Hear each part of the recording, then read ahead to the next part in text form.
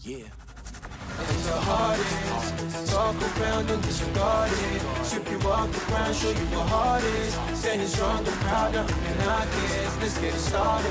It's the hardest. Talk around and disregard it. Sweep you off the ground, show you what heart is. Standing strong and proud, nothing can knock it. Let's get it started. Yeah, get your boots ready. We're about to go on a trip where we wrestle nobody, settling or calling it quits. You're here for the grit, bet you this stuff is amazing. You're stumbling, welcome to the bump in the apron. Step into it, the hardest part of the ring. Here to bring fun, yeah, and this art he's king. It's the best thing, making sure you don't tap out. Don't go soft with the hardest podcast out. And it's not just another one, it's clear. Off the rest, in this content, none contest. Take the nonsense off the steps. You know it's nothing but pure gems when it's coming off the chest. Get it? Now it's time to sit and relax. Get your mind blown away, ain't no skipping this track. Have you paying more attention, no listening gap. Get everything I ever wanted, no giving it back. Yeah. Ooh, what's up, everybody? Welcome to the Apron Bump Podcast. It's your boy, the hardest part of the ring, better known in some circles as Kyle Bird. And man, oh man, hope everybody had a lovely Thanksgiving. I hope you didn't eat too much turkey, huh? Oh, I know I did. God fucking damn it. I'm back in the office now, and I have to deal with this shit.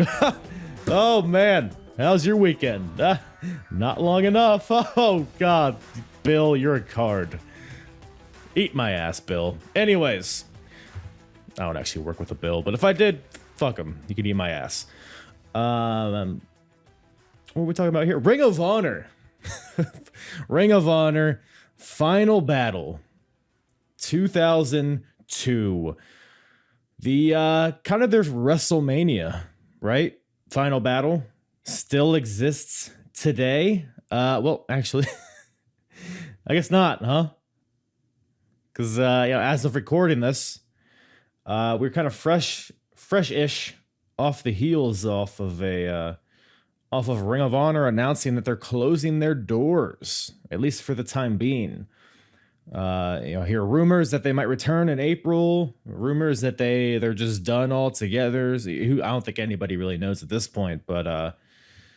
Yeah, I don't think I've been up here since that happened, but yeah, really sad to hear. I can't say to myself that I've really followed Ring of Honor in the past couple of years, at least on a consistent basis. But I mean, look, man, I'm here doing a podcast, literally chronicling the entire history of Ring of Honor, starting from the beginning. So I obviously am a big ROH guy, and hope they rebound from this. Hopefully it's just a rebrand. Hopefully they maybe are a little refresh, an off season, some may say, and hopefully they come back and come back strong, because the wrestling business has lots of talent, and lots of talent that's just too good to just be free agents. So hope the best for Ring of Honor. But with that being said, there's no better time than now to revisit the history of Ring of Honor.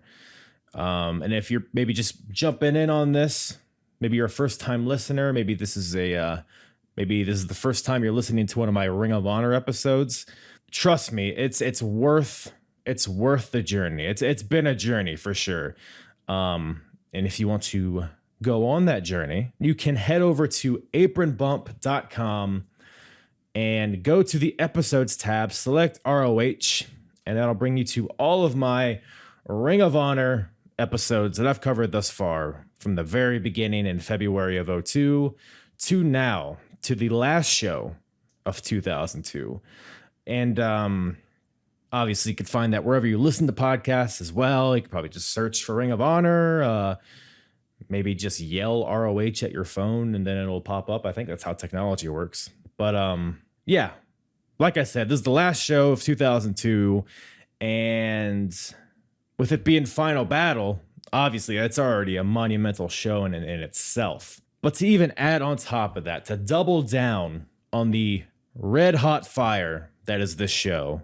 Got the perfect guest to wrap up the year of 2002 with none other than Steve Monsta Mack. That's right, one half of the Hit Squad joins me on this episode, and it is a ride. It's a bit of a longer one, but it is, trust me, it's awesome. I mean, the insight that this guy had, I mean, he was there. He was right in the thick of it. In fact, Mack, my guest today, is the first face you ever saw in Ring of Honor. You might remember that's how the show opened. That very first show, you had the Hit Squad standing outside the building, hyping everybody up. Yeah, you ready for some Ring of Honor? And at the time, nobody knew what Ring of Honor was, or they weren't that excited maybe at the time, but they were just excited for wrestling. And then you had the Hit Squad come out to open the show, just obliterates Christopher Street Connection. And yeah, they set the tone and they were off to the races for the entire company. So yeah, Monsta Mack is the perfect guest to kind of review this show and review just Ring of Honor in general. A lot of this episode kind of covers the year as a whole, honestly. We do cover the show, obviously, but go on little tangents here. Mack has tons of great stories and provides a lot of great background and context to a lot of the guys that we see on the show and that we've seen on previous shows and that we'll see going forward. So that context and that added layer of knowledge is really interesting to hear, really entertaining, but it's also going to make, going forward that much better as well. And just great insight on wrestling in general. We touch a little bit on the current product as well.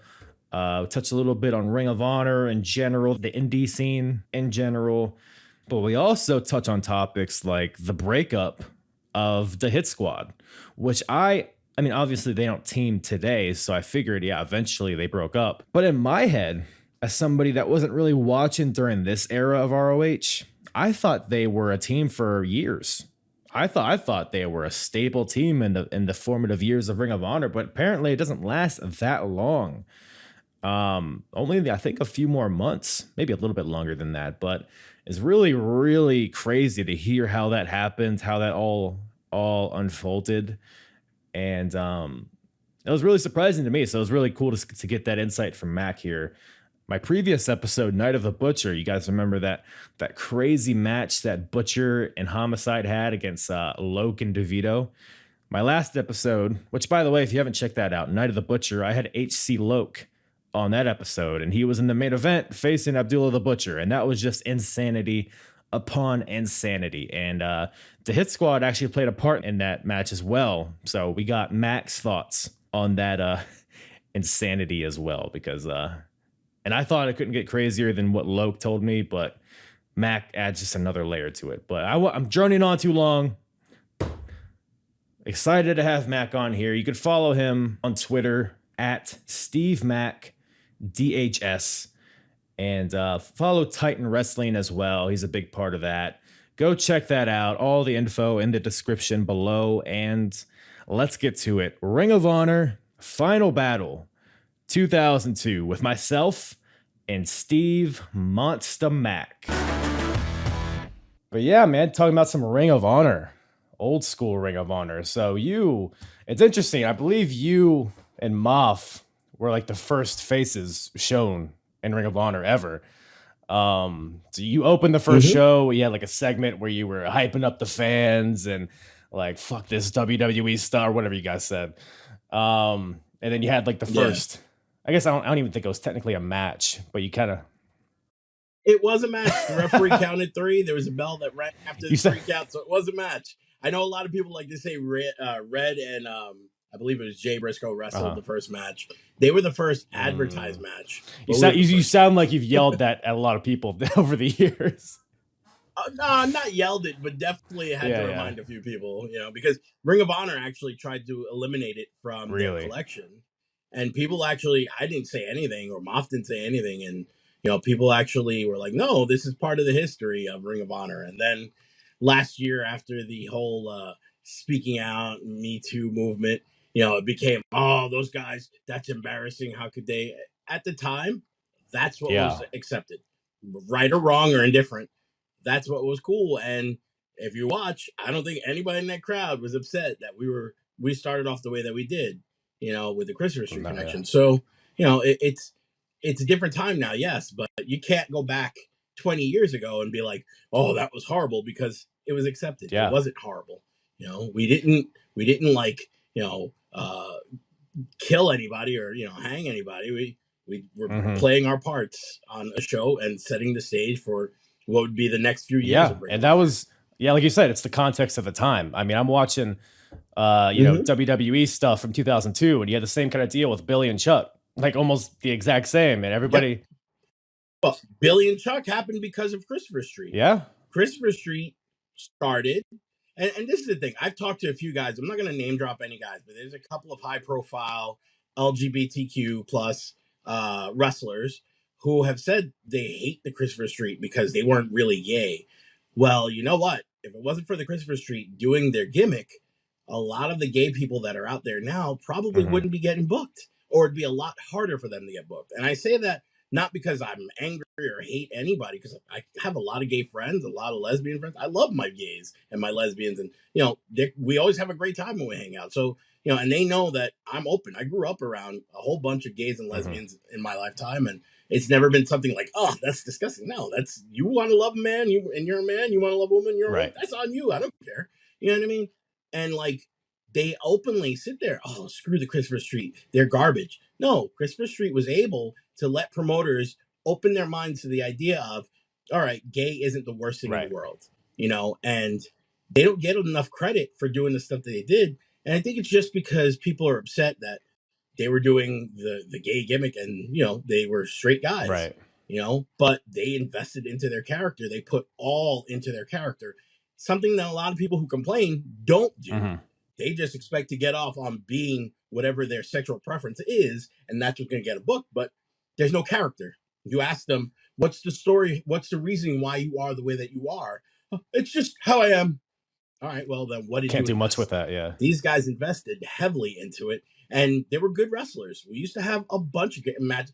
Mace I'd known since like the 5th, 6th grade, and Buffy I met like the second day I ever wrestled, really? And we go way back. We have a lot of history, and I've always felt like they get the unfair side of the stick because they were awesome. They went to Japan. They had a huge following in Japan, and it was awesome. But like I said, different time now, and I understand that I'm not inconsiderate of it, but at the same time, don't sit there and take away what we did, because it was something that we did, and at the time, we made a lot of noise. Yeah, the people, like you said, the crowd loved it when it was happening. I mean, they're all in it with you. I mean, and like you said, the Christopher Street connection, yeah, you could look back at it now with 2021 lenses and be like, that's a bit harsh. That's a bit kind of, you're kind of taking a mallet over my head with, oh yeah, they're gay. But it's like you said, it opened that door, and it's kind of progressed. It's taken a long time to progress where we are now, to where gay people just exist in wrestling. It doesn't have to be a gimmick. They don't have to walk around with bananas and kiss their opponents. They're just, that's just how they are. And I think it's great that that's where we're at. Yeah. And they do have a match later in the show, which we'll get into, but so Final Battle 2002. Did you get time to watch it? So I watched a little bit of it. I clipped through some of the stuff. It's just, honestly, sometimes I don't like going back to my Ring of Honor days, only because of how things ended. But this, I had no problem watching my match, because it was the first time me and Moff had ever got in there with the Backseat Boys. And that was something that we always wanted. We actually wanted to do it in JP, and then do it one time in CZW, and then another time like in New York, so that way it could be like home versus neutral. But it just never worked out that way. And Gabe was able to give us that Christmas present of, the backseats in Philly. And if you could tell, me and Moff, we're super hyped up, and it just, like I said, when Gabe told us, it was like Christmas. Our eyes lit up. We're like, yes, finally. And we just came back from Japan when he told us. So it was kind of like, yes, Little did I know the hit squad was going to be right. Yeah, because you guys had a promo at some point in the show, and you seemed like you could tell you were very excited to face those guys just by the way you guys were speaking. Yes. But I guess before we get into the show itself, just talking about Ring of Honor as a whole, because you were there for like what, 2 or 3 years? I was there basically a year and a half. My last show was, I believe, April of 2003. And I was suspended for getting into Gabe's face. I don't really go into detail with a lot, but I had disagreed with something that Gabe said, and I didn't think breaking up the hit squad was the right thing to do at that time. But between him and Moff and whoever else was orchestrating that, they made it happen, and I was the one that got ostracized because I was the one that was fighting against what the plan was.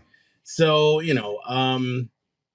but after that, it was just I was suspended, and then all of a sudden I showed up for the third show, which was the first show at the Rexplex, and they're like, "What are you doing here?" I was like, "I'm supposed to be working tonight. I got my stuff." "Oh, well, you're fired." Wow. I was like, "I wasn't fired. I was suspended." And they're like, "No, we fired you." And I'm not saying it was Rob. It was definitely Gabe who said that. And over the years, Gabe and I have reconciled, and we've mended fences, and we're cool with each other. You know what I mean? But at the time, I wanted to punch Gabe in his face. I had no idea about that you guys were so the idea was to break you guys up. And is that kind of the source of the hostility, I guess, from the root of it all? Yeah, I mean, Moff had started because I broke my foot that January when we wrestled in Pittsburgh against Carnage Crew in the we had that like crazy brawl in Pittsburgh, and I went to go do a splash off the top of a ladder, and as I came down, my foot hit the bottom rung of one of the steps, and I fractured my foot. I still wrestled for like 2 weeks, 3 weeks after, but it definitely hindered me, and I gained weight because I couldn't run, I couldn't do anything. And during that time that I was off, I ended up taking off like a month and a half, not even. Moff, Moff is a great wrestler. So he was on fire, and everybody was getting in his ear, "Oh, this is your time to shine." And, and I think he believed the hype that he was better than the Hit Squad. And I'm not taking anything away from Moff. I just want to make that clear. But at the time, that's what was going on. And he started to, okay, this is what we're going to do then. I'm going to, be a superstar. And like, when that happened, that opened up the door for Gabe. But again, you could tell that it wasn't a long, well thought out plan because 3 months after the Hit Squad broke up, Moff is in another tag team again. So realistically, you could have left the Hit Squad together. We could have done what the Briscoes have done, singles match here, singles match there. If you want Moff to be your heavyweight champ, let him have a run. We could still be teams, have each other. But the way they went about it, kind of, and I felt like nobody really had my back at the time when it happened. So, because everybody was worried about their spot because Ring of Honor is starting to blow up. So they really couldn't stick their necks out. And I understand. I don't blame anybody. When the time came, they tried to get me back in, do a couple of things here and there. I was always Homicide Stud. You know what I mean? Yeah. But, I did things. I remember one time I saved Jack Evans' life. Really? In Manhattan. Jack Evans went to go do one of his crazy springboard moves. And, I was the only one to catch him. And I caught him like a baseball. Like, you know what I mean? Like, I dove and caught him and saved his life. And he was thanking me for the rest of his life every time I would see him, But it just, it wasn't something that I would always try to like, oh, what you think there's a way I could get back? But then as the company started to grow and grow, they outgrew me, and to be honest, I felt on that level, I didn't have enough confidence in myself. So at that level, the only way I could be on that level is teaming up with Moff because we had this crazy chemistry, and we stood out from everybody else. So, I kind of was just like, mentally defeated. I kind of, And it suffered. The rest of my work suffered, but at the same time, it was kind of like, do I even want to do this sometimes, So like that struggle. So that's why when I say like I have a hard time watching my Ring of Honor stuff, it's because of that. Like I was on such a high. And then once the 1 year anniversary hit, because they had put so much into our match and it was a failure, it was like, oh, well, we can't trust Steve anymore. So we're just going to start that was like the 20-man scramble match or whatever it was. So and somehow that's your fault that didn't pan out to be a good match. Well, Joel, Maximo, and myself, we were the ones that got the most heat from that match. And it was because, well, you guys are supposed to be the generals and you're supposed to be leading the way. How can you lead 20 there's guys? no way. I haven't done that before in my career, so, but it was what it was. And like I said, there was already, like, at that point, Gabe had started to call me less when it came to what we were doing. He would call Moff, and, they would talk where I wouldn't hear anything unless it was second hand from Moff. So, like I said, you could see the writing on the wall at that point. Right. Yeah, that's really surprising because basically with my podcast, I went to the beginning and have been watching each show in chronological order. And I had never heard of you guys because I caught on to ROH maybe 07-ish. And going back, I'm watching this with fresh eyes. I'm like, man, these Hit Squad guys are beasts. They're monsters. Like, why are they not talked about more? And I guess your run was pretty short in the grand scheme of things. But from what I've seen, I mean, all your matches are entertaining as hell, including the one on this show. And maybe I guess I can't blame you for maybe not looking at your ROH days maybe fondly as you should. But for what you guys did there, I mean, you good? I still, there's certain things, like when I look at this match, when I do the Mike Awesome spot with Jay Lethal and powerbomb him to the outside, like, at the time, who else was doing that besides Mike Awesome? You know what I mean? And Jay Lethal was super young, so like, it was kind of like, oh man, let's just do it. We got all these people here. Let's do this. And Jay was down, and so like there's certain things like that. And like I said, being in there with Backseat Boys and Special K, a lot of Special K were guys that came from Jersey All Pro that, we saw them on their first day coming to try out and train. And, we were able to, work with them and turn them into stars. And, then they were in there with Joey Mercury, Joey Matthews, who, I mean, no matter what, that dude is one of the greatest wrestlers that I've ever been in the ring with. And that's, I mean, I've been in there with a lot of guys, but easily smartest and just one of the great, I mean, he makes everybody look good in the ring. And you could see it in this match. I mean, everybody was super excited. It was just like,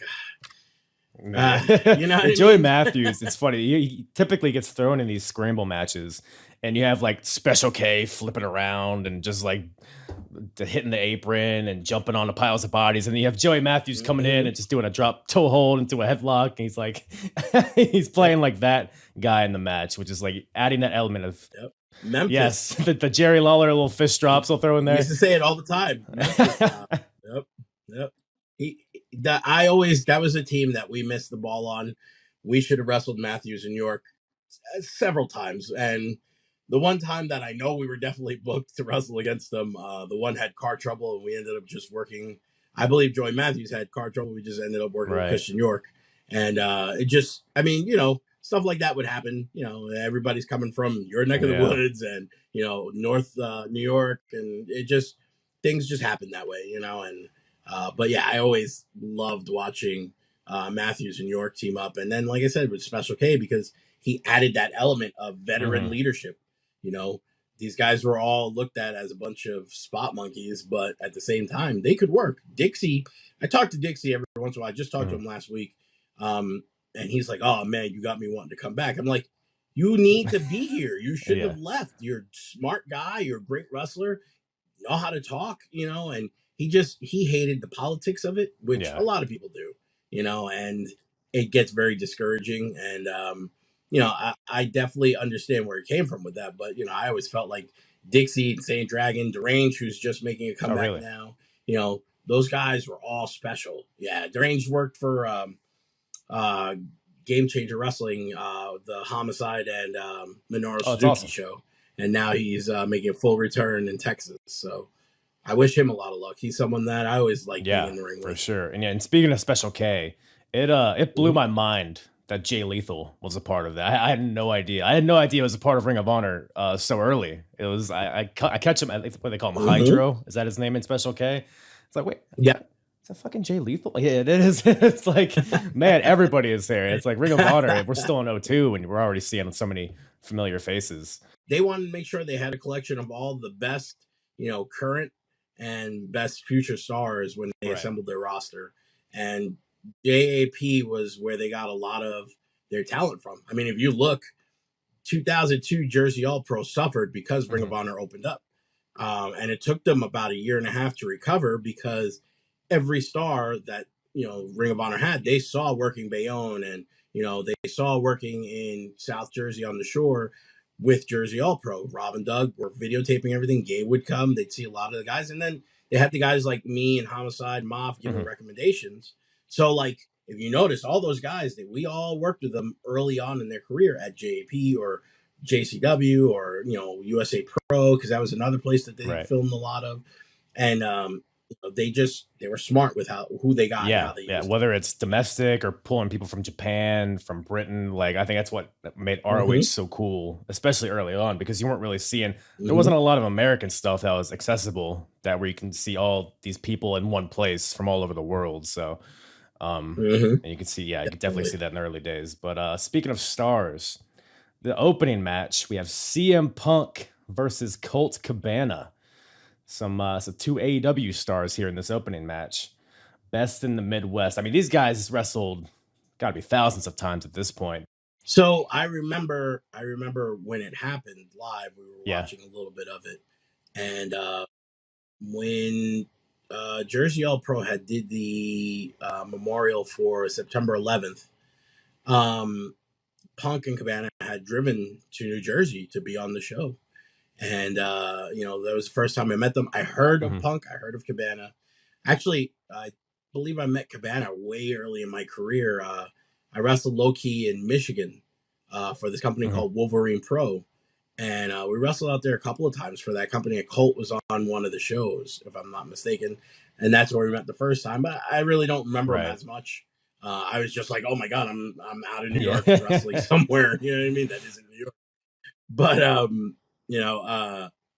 we met, and Punk came up to us. He was like, man, I want to wrestle the Hit Squad because I've seen you guys a bunch of times. I came here because of you guys and Homicide and Key.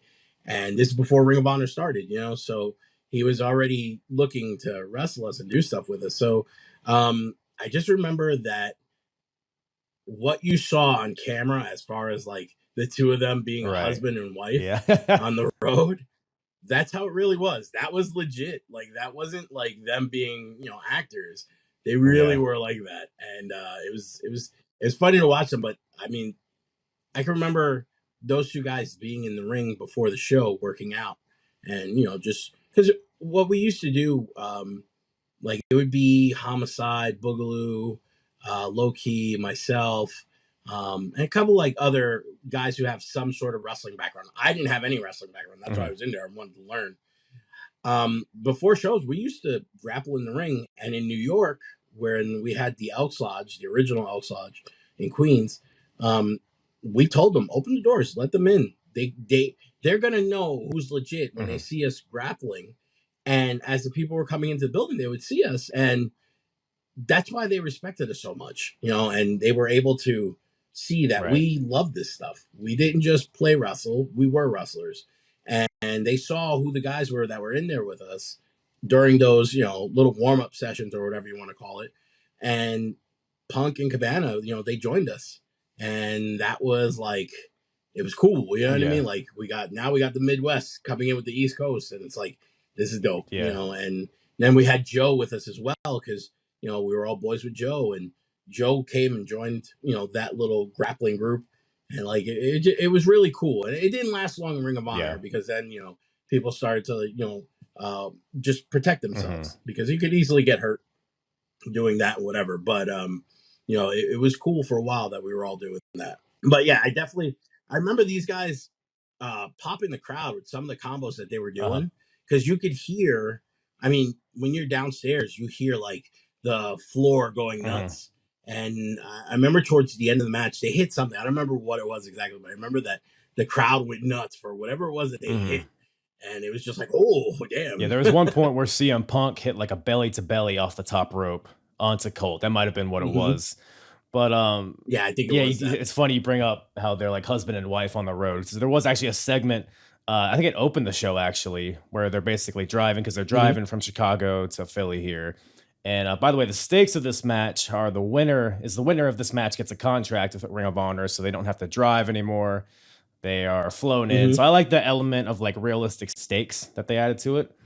But there's like a segment where because Colt's kind of being the dick, like, oh man, I can't wait to, I'm gonna bust out all my moves. I'm gonna do so many impressive stuff, and then I'm gonna be able to fly here, and you guys drive. And Punk's like, man, I'm trying to work with you, man. Like, and it's just like, oh man, but but that chemistry they have in promos and stuff translated very well into the match because they actually had a match at the previous show, Night of the Butcher.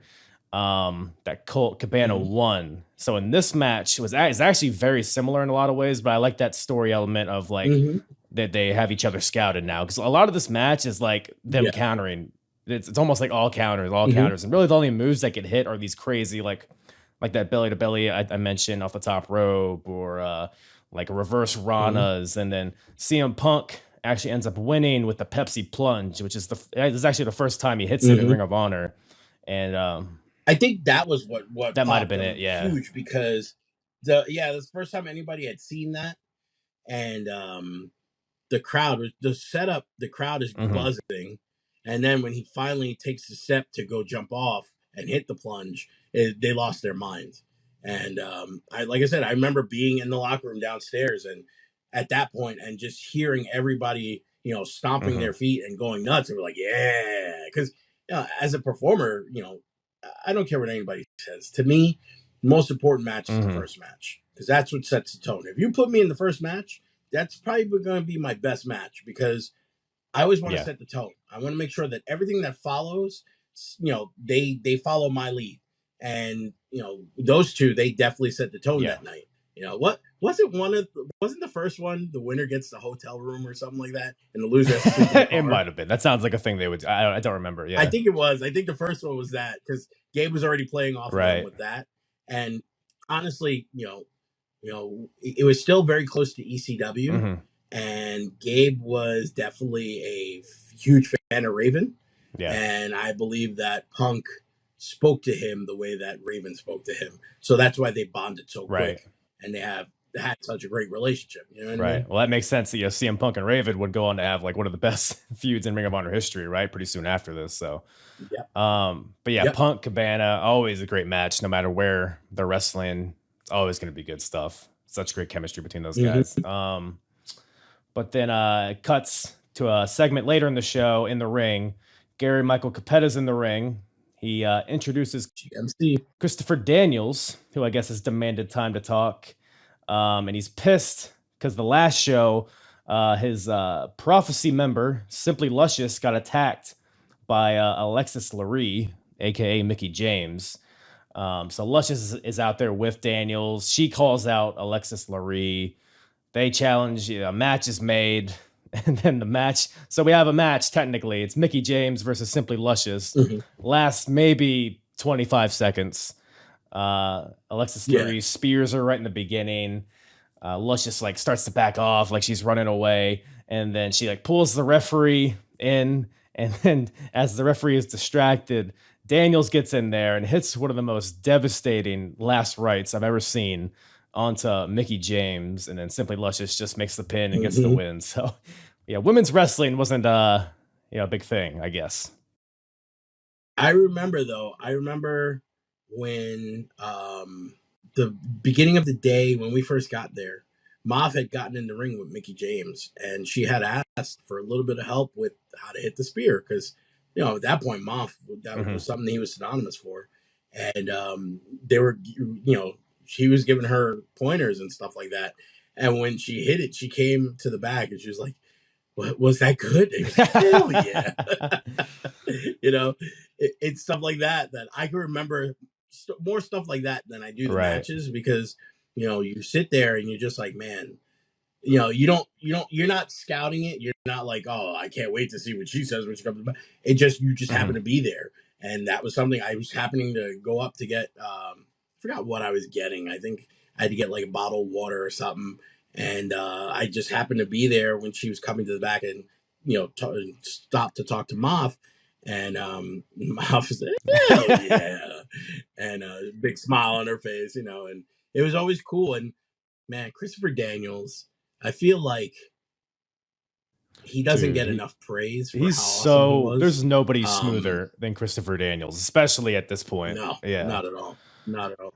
Yeah, not at all. And the crazy thing is, you know, we used to joke and call him Old Man Daniels. I know he hated it, but you know, it was only because he was number age. You know, he was older than everybody. But you look at wrestling age, he always looked like he was in his 20s, no matter how old he was. I mean, still even going now, today. you know, you look at him, some matches, he still looks like he's in his 20s, you know, and it's just like, man, he doesn't age that guy. But beyond the aging, he just, like you said, so smooth and so smart. And you know, when we got to sit under the learning tree with him, it was like, this is masterclass right here, because he just saw things that we couldn't see, and it's just from his experience, you know. And just like I said, he really needs to get more praise in as far as wrestling, you know. And hopefully one day they will. Yeah, it's because it's so interesting to think, like, even back in 2002, he was kind of considered a veteran. And then he would go on to have 20 years more of content, only getting better with each year. I mean, we're not even at TNA yet. That's arguably his best work. And then AEW, of course. So, yeah, I'm totally with you on Dan. And it's even Mickie James as well. It's so cool to see, like, she had a couple seconds of screen time, but she wanted to make sure every second counted. So she got input to make sure that everything that she did in those few seconds looked good. Yeah, it was cool. Last year, 2009, no, the pandemic was last year, right? 2020 March. Let's see how crazy the year has been for me. I don't even know what year it is anymore. But in March 2020, I was an extra for the WWE in Brooklyn at the Barclays, and you know, I'm going around doing the rounds and saying what's up to the people that I know and people that I don't know, you know, because you're just being professional. And I go into the catering and I see Mickie James there. So, you know, we were always cool. You know, we had, it's funny, in Ring of Honor, we had a locker room, and there was two locker rooms. There was a smaller locker room, and there was a huge hall locker room. Huge hall was for everybody. The little locker room was for like the New York clique, right? So it'd be like me. Nobody wants to go in there. Mob, SAT, Boogaloo, SAT. Yeah, it was just like, no. But the girls, because we were there, they knew that they were safe with us. So they had a little door, a little like shower room, and it had like a garbage bag over the door. So the girls would get dressed in there. But they, like, Mickie James was, you know, she was the New York locker room crew. So when I saw her, you know, I was like, oh, what's up, Mickie? How you doing? And she's like, oh, Steve, blah, blah, blah, right? And she's like, New York locker room click. I was like, yep. So, like, little things like that is always going to pop me, because, like, I mean, to me, and I get yelled at all the time, I always say that I'm like nobody. I'm just somebody that got a little lucky and was able to travel and get paid to wrestle and have fun, you know?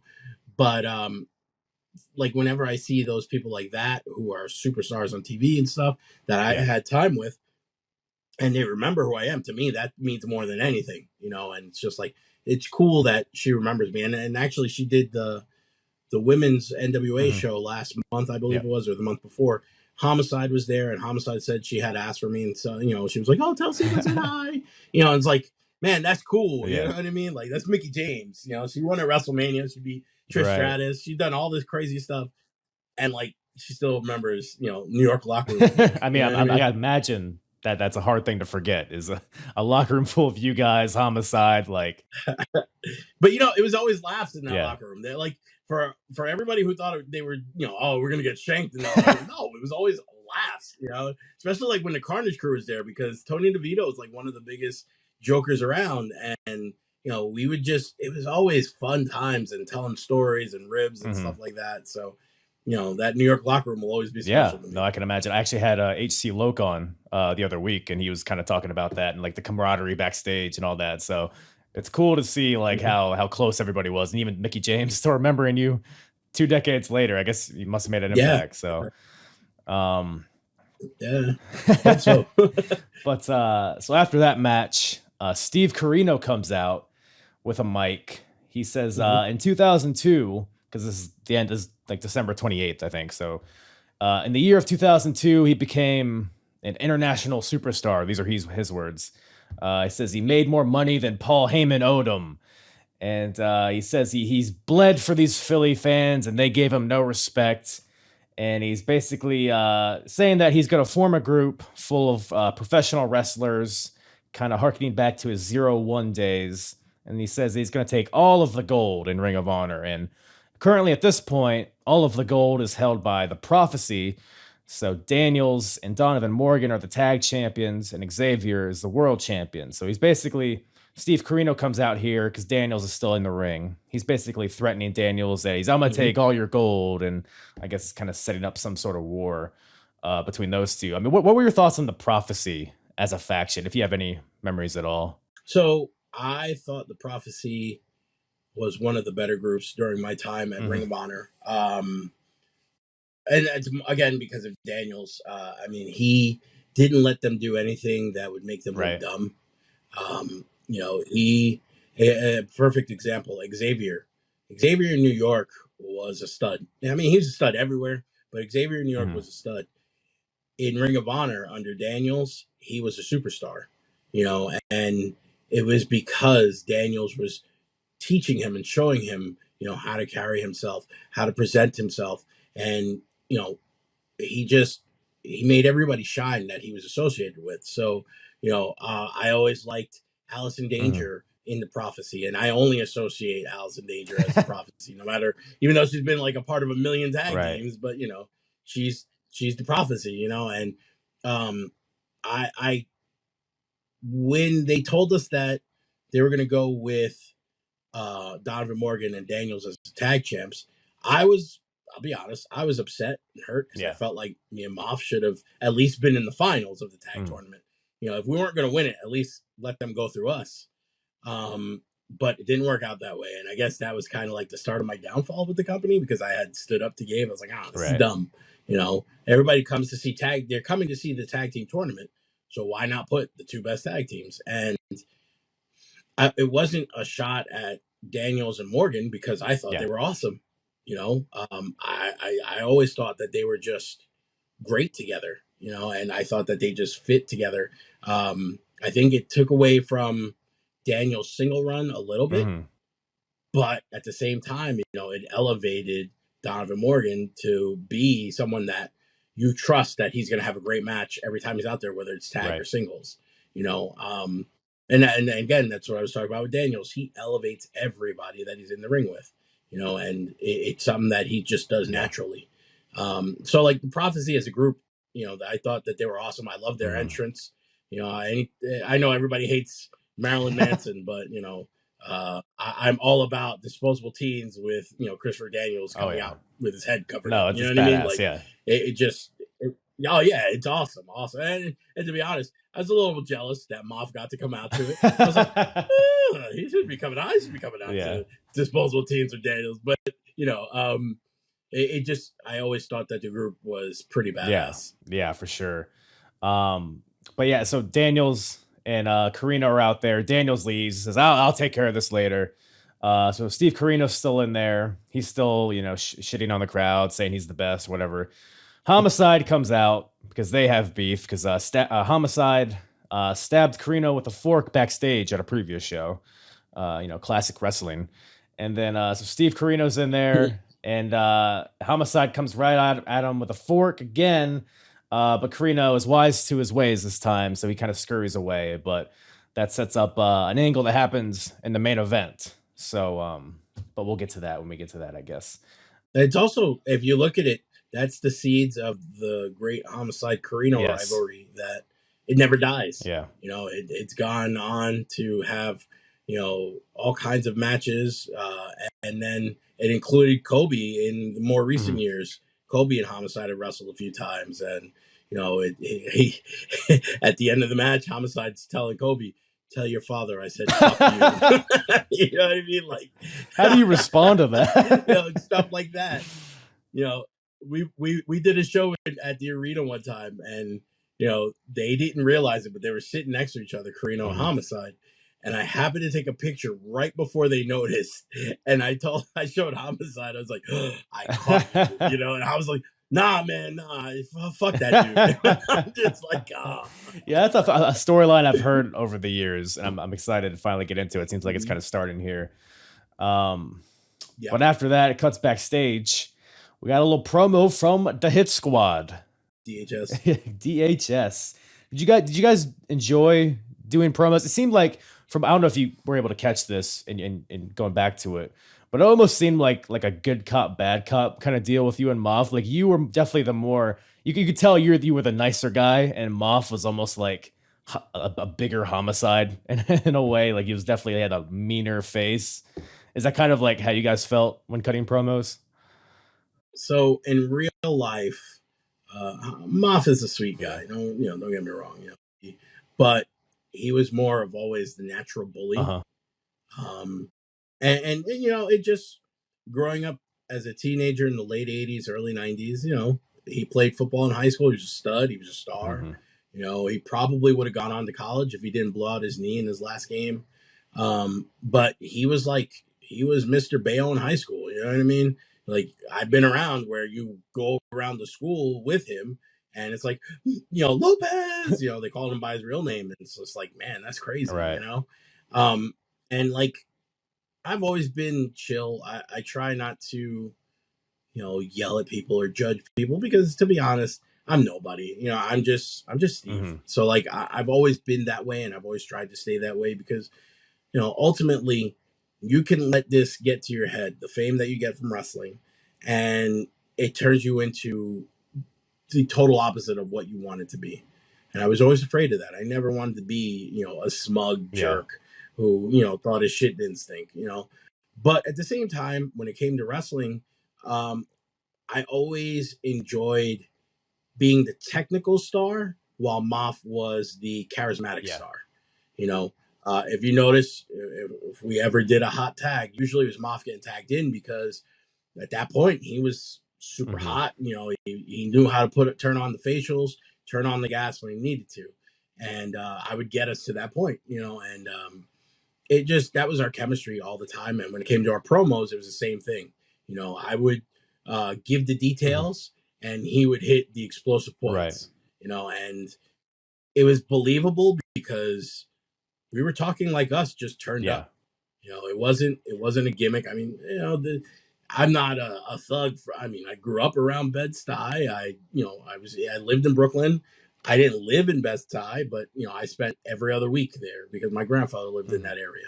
And if I wasn't there, I was by Coney Island houses over in Coney Island because my cousin lived there. So some of the roughest neighborhoods I spent a lot of time in. So I kind of get it. You know what I mean? I know how to act and whatever. And it just was like, it fit.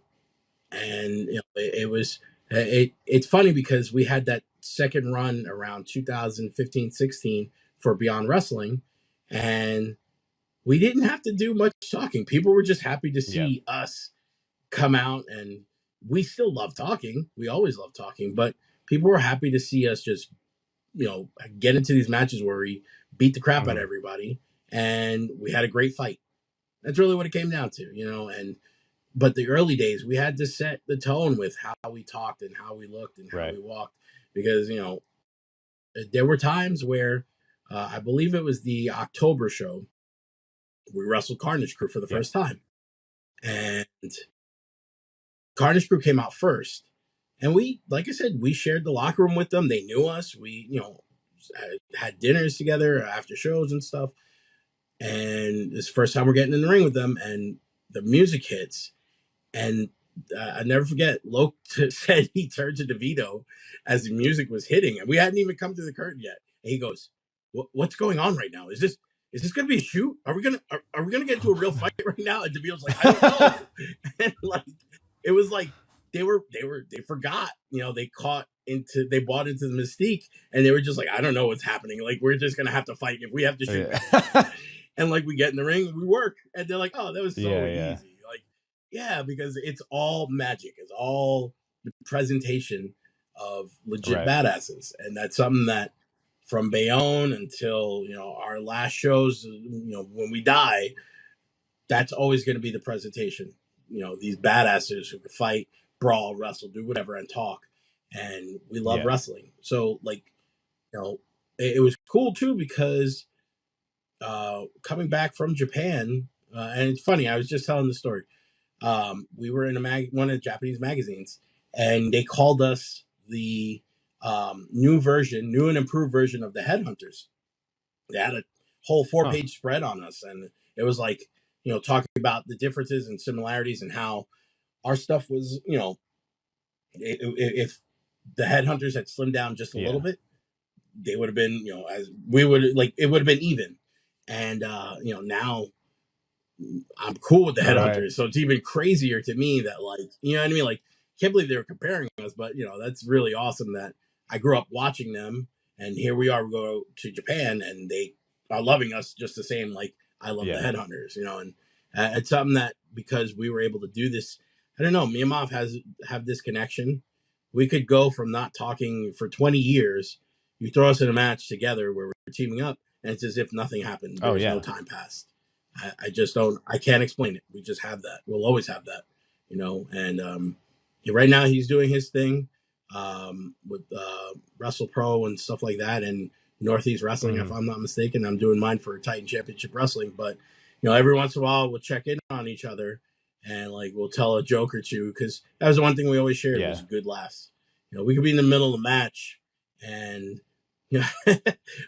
we just tell like the stupidest nonsense, like, bro, you got a boogie in your nose. You know what I mean? Like, just the dumbest nonsense, and but that's something that we'll always share. No matter no, that's awesome. I was actually going to ask if you guys still keep in touch. That's because you never know with how wrestling is, and people, kind of drift apart. But I mean, we didn't for a while. Right. For a while, we didn't. We lost touch, But no heat or anything between them. Now, no heat now. Now we're cool, and to be honest, it was just, he had made a stupid choice, and everybody had to cut ties. You know what I mean? So it was like, all right, well, you go now. And then when he did his sentence, he came back, and I was one of the guys that helped to get him back in. Right.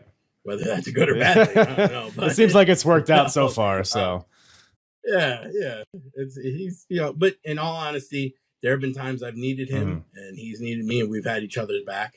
And then like every friendship, you go through your tests where you hate each other for a few weeks, and you're all right, yeah, I'm all right. You know what I mean? It's like that. We all have those people in our lives. Yeah, now it's more, we check in on each other. You good? What's going on? How's everybody? All right, good. Yeah. You know what I mean?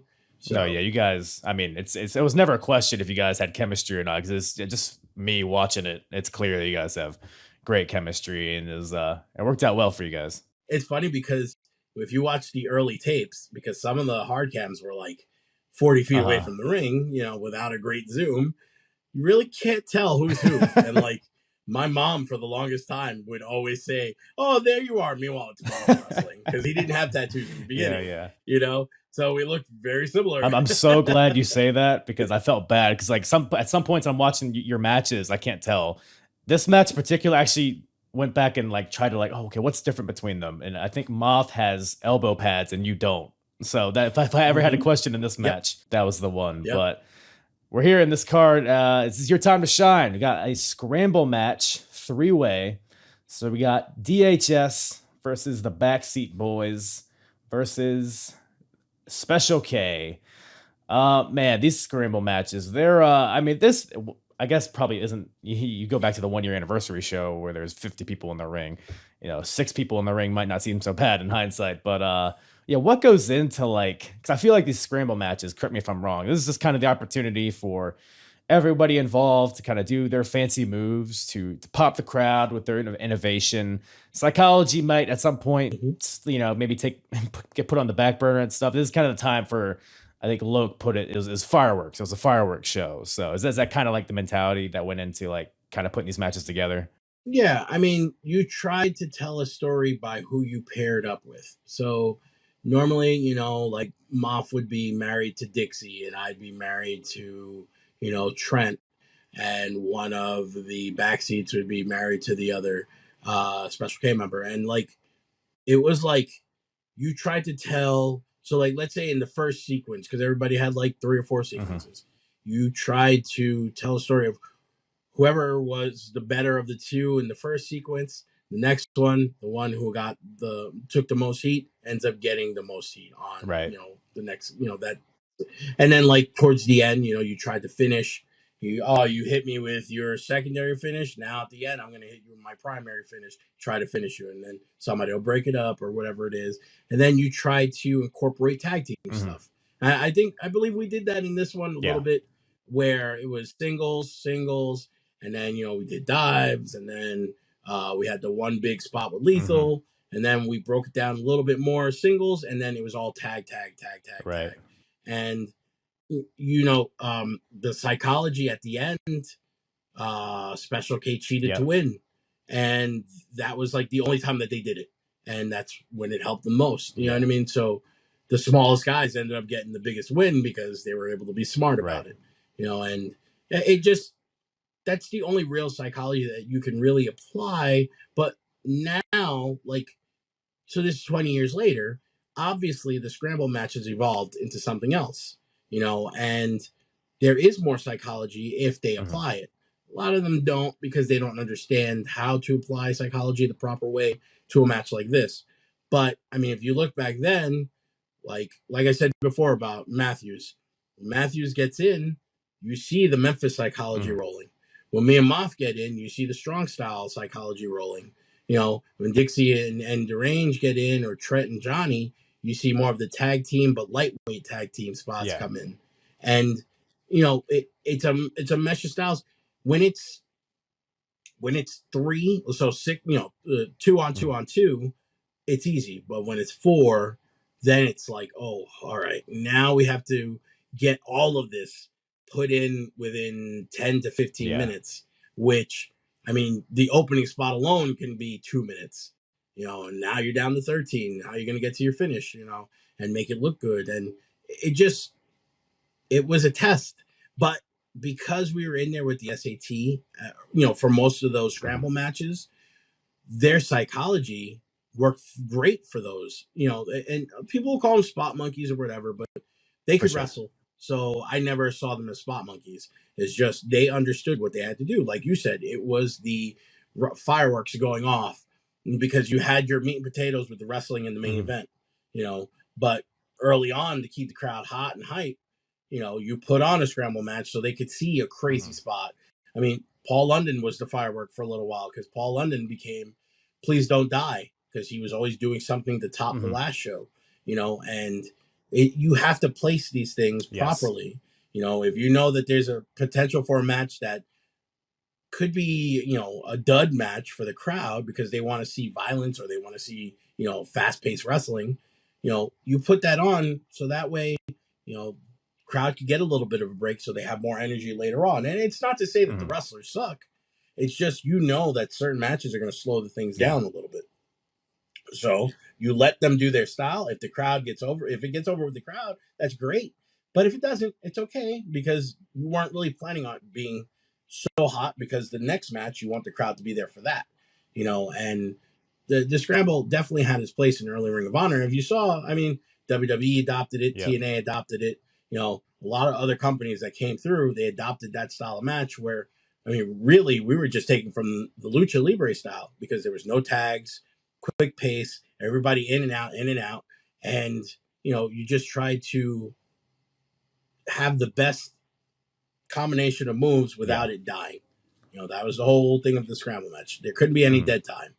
And if you did have dead time, then, well, because to your point, the match before this was Alexis Lurie versus Simply Luscious, which, no disrespect to them, but that's not going to get the crowd, it's not going to set them on fire. And then you had a Steve Corino promo, and then you have this scramble match. So the way it was structured in the show made sense. And after this is kind of a more methodical, traditional tag team match. So I think it made sense in the context of the show and where it was. But and then it also feeds your future, because, like you said, there was a tag team match that's more traditional. You see all this crazy stuff. This Ring of Honor fan base, they love wrestling. These guys are all the tape traders and guys who would, follow everything from Smoky Mountain to ECW to Japan to Mexico, Puerto Rico.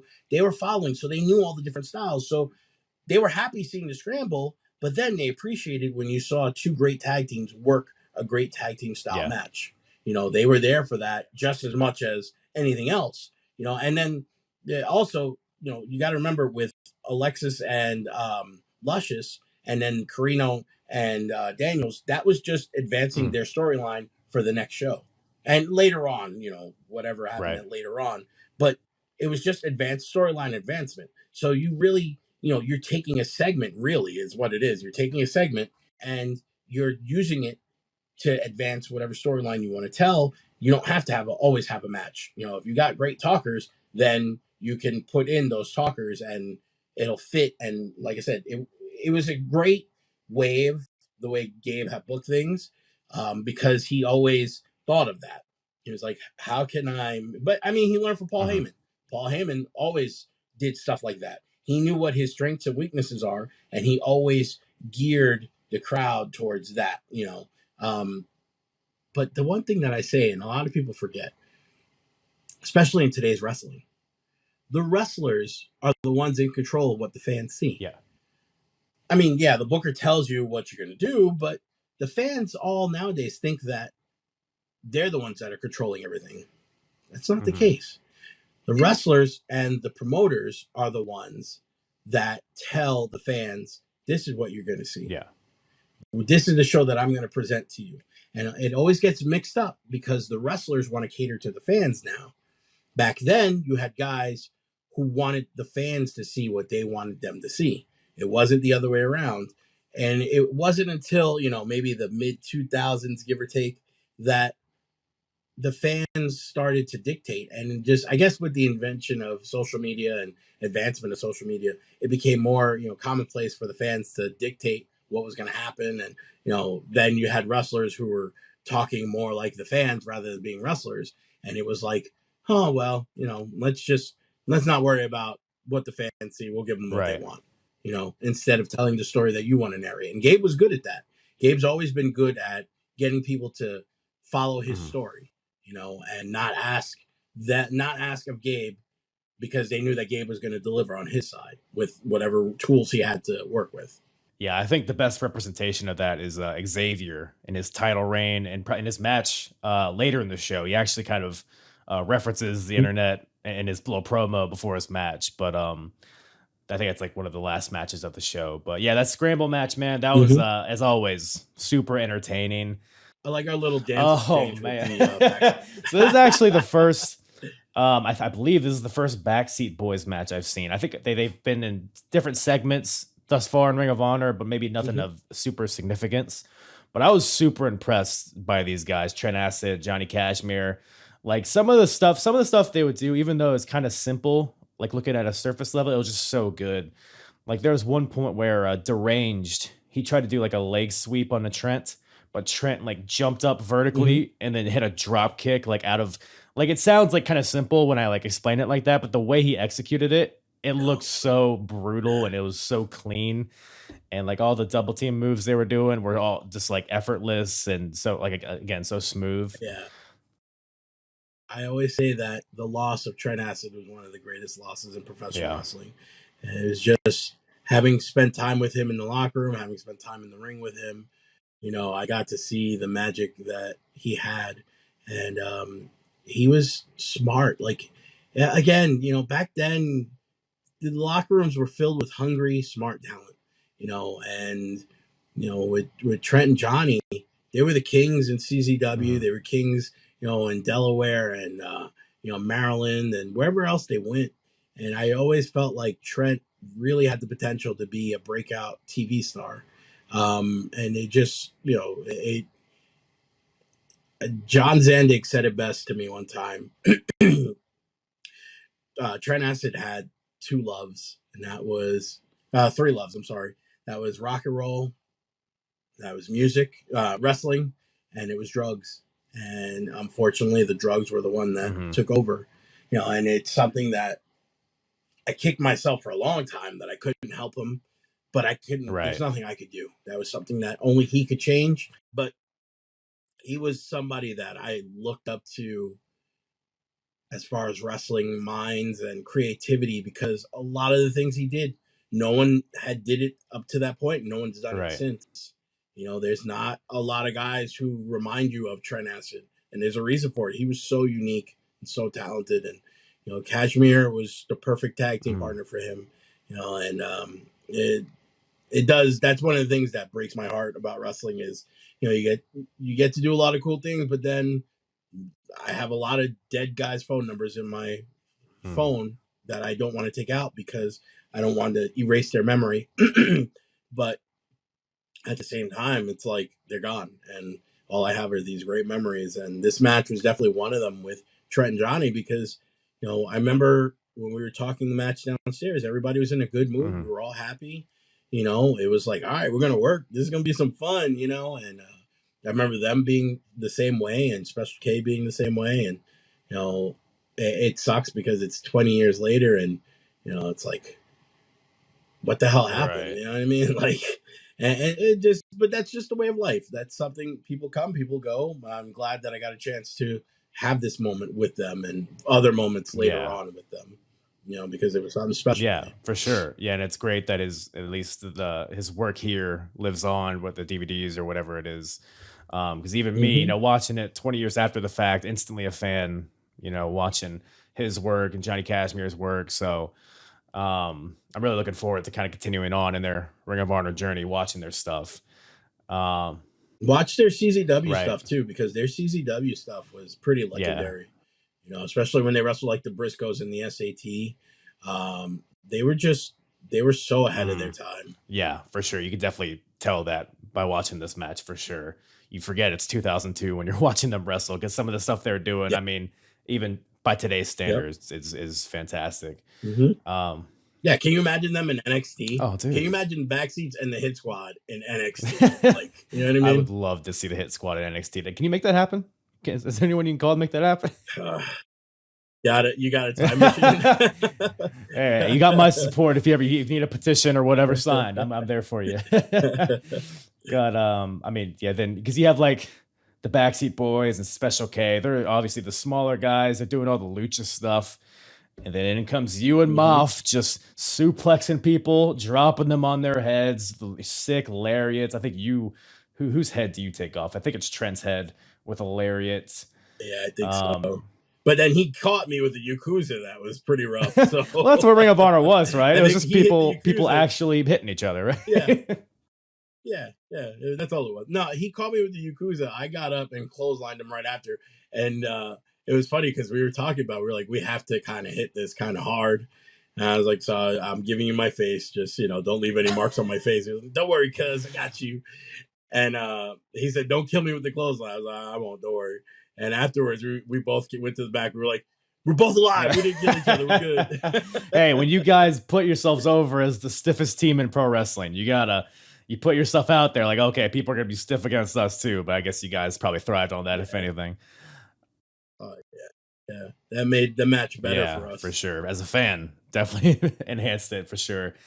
But you brought it up earlier. The finish comes when Dixie comes in, who's not in the match, I don't believe. He comes in with a pipe, hits Moff in the back of the leg as he's going for a burning hammer. And then Izzy comes off the top rope with a cast, the old Bob Orton finish, hits Moff in the head. Yes. And then pretty much all of Special K just rolls up Mafia for the win. So to say it's a dusty finish is putting it lightly, but I guess scramble matches, maybe there's, the rules are kind of loose, I suppose. Special combined weight for Special K is 150 pounds. Soaking wet. I believe it. But yeah, awesome shit there, man. But after that, brought this up earlier. So we have the ROH tag team titles are on the line. So it's a 2 out of 3 falls match. Got the Prophecy. So we got Daniels and Donovan Morgan versus SAT. One note here, I don't know if you remember this, when they crowned the first tag team champions in that first tournament, they had a trophy to represent the tag team, just one trophy to represent it. Finally got belts here, which is I guess moving on up in the world, I guess, Ring of Honor. It was a huge thing too. Yeah, I'm surprised they didn't have, rappel from the ceiling kind of deal, like WWE does, but trust me, in that gym, if we got anything to repel, it'd still be there today if you put it up there. But it's interesting here because SAT, and we kind of talked about this earlier, they were traditionally the guys in the scramble matches. Probably they're generally like the highlights of the you and SAT. You guys were definitely the highlights of these scramble matches, and so it was almost kind of weird seeing them in like a traditional tag team match, especially against like guys like Daniels and Morgan, who are so like technically like they're not spot monkeys by any means. Like they're there to kind of, work a hold. We're gonna, get our heat and all that stuff. Like I keep saying, like traditional tag team match. So it's kind of interesting to see SAT and that kind of environment. Do you think SAT thrived more in scramble type matches rather than this? So, I think they were more in their natural environment in a scramble match. Again, going back to their lucha style, but they shine brighter when they were in there with tag teams 1-on or 2-on-2 that can go. Again, what I said about Daniels elevates them, and they look like stars. They look like a tag team here at the SAT. Not that they don't in scramble matches, but you're not seeing them as spot monkeys in this match. Right. You're seeing them as a tag team that has tag team psychology. They have chemistry. They have charisma. And, that's all because of Daniels taking him under his wing and showing them, all right, we're going to break this down and we're going to do this way for this reason. And they listen, they follow, and, they're great with that, I remember talking to the SAT before, and I was like, are you guys ready? And Joel Maxwell was like, of course, Monsta, I'm ready. And like, I was like, all right, well, you got to put your working shoes on. Oh, we always got our working shoes on, Monsta. And, I love talking to SATs. Honestly, I've had a lot of favorites, over the years, but they're being in the ring with them, they always made a shine. And, it wasn't because they were like bullied into it. We worked great together. And between them and EYFBO, those are my favorite two tag teams that I've ever feuded with. And I always used to joke with Joel and Jose because they say that they're the first tag team that Ring of Honor signed, and we say that we're the first tag team. So like we always used to joke about it. But the funny thing is, nobody had contracts. It was all handshake agreement, know.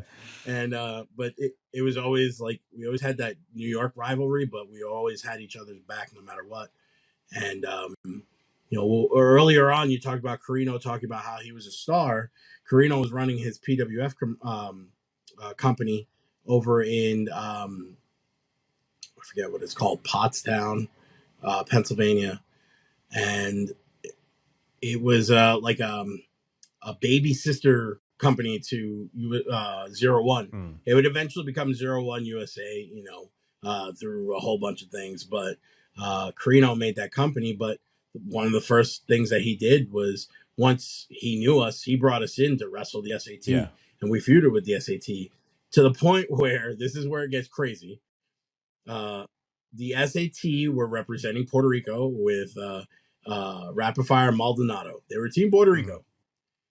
Moff and I were Team USA, and we teamed up with the Rockin' Rebel. Oh man! Now, I mean, you might know Rockin' Rebel because of how the last moments of his life, it was a little bit shady. Nobody really knows what happened, but they all have their thoughts or whatever. But Rockin' Rebel was straight up Dixie. He was from his gimmick was he was a white redneck. Some people say it wasn't a gimmick, but to us, he was always cool as hell. He was always hit squad. He wanted to make sure that we were taken care of. He was always around us, make sure that we were cool. He would drop a little knowledge too. But yeah, we would have all. Now, if you go to Pottstown, there isn't a Hispanic person within 100 miles of that place, right? But they were cheering for us hard. They were, because we were with Rebel. That was their hero, and they were cheering. They would give us the USA chant. Meanwhile, the SAT would be like, Puerto Rico is part of the USA. Pottstown people don't know that shit. They don't know that. But but that was because of our chemistry with the SAT, and they were great. They're coming back supposedly in December. I believe they're starting their own company. Yeah, and I hope that they do get some TV time because I feel like everyone deserves to get that spotlight.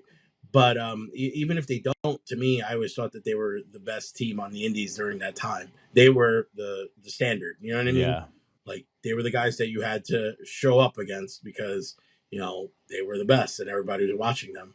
And then you have this match. Like I said, they were the guys had to show up against Daniels and Morgan because those guys, they were wrestling in Noah, they were wrestling in New Japan and Osaka Pro, and those were the guys that, they knew how to make everybody look great.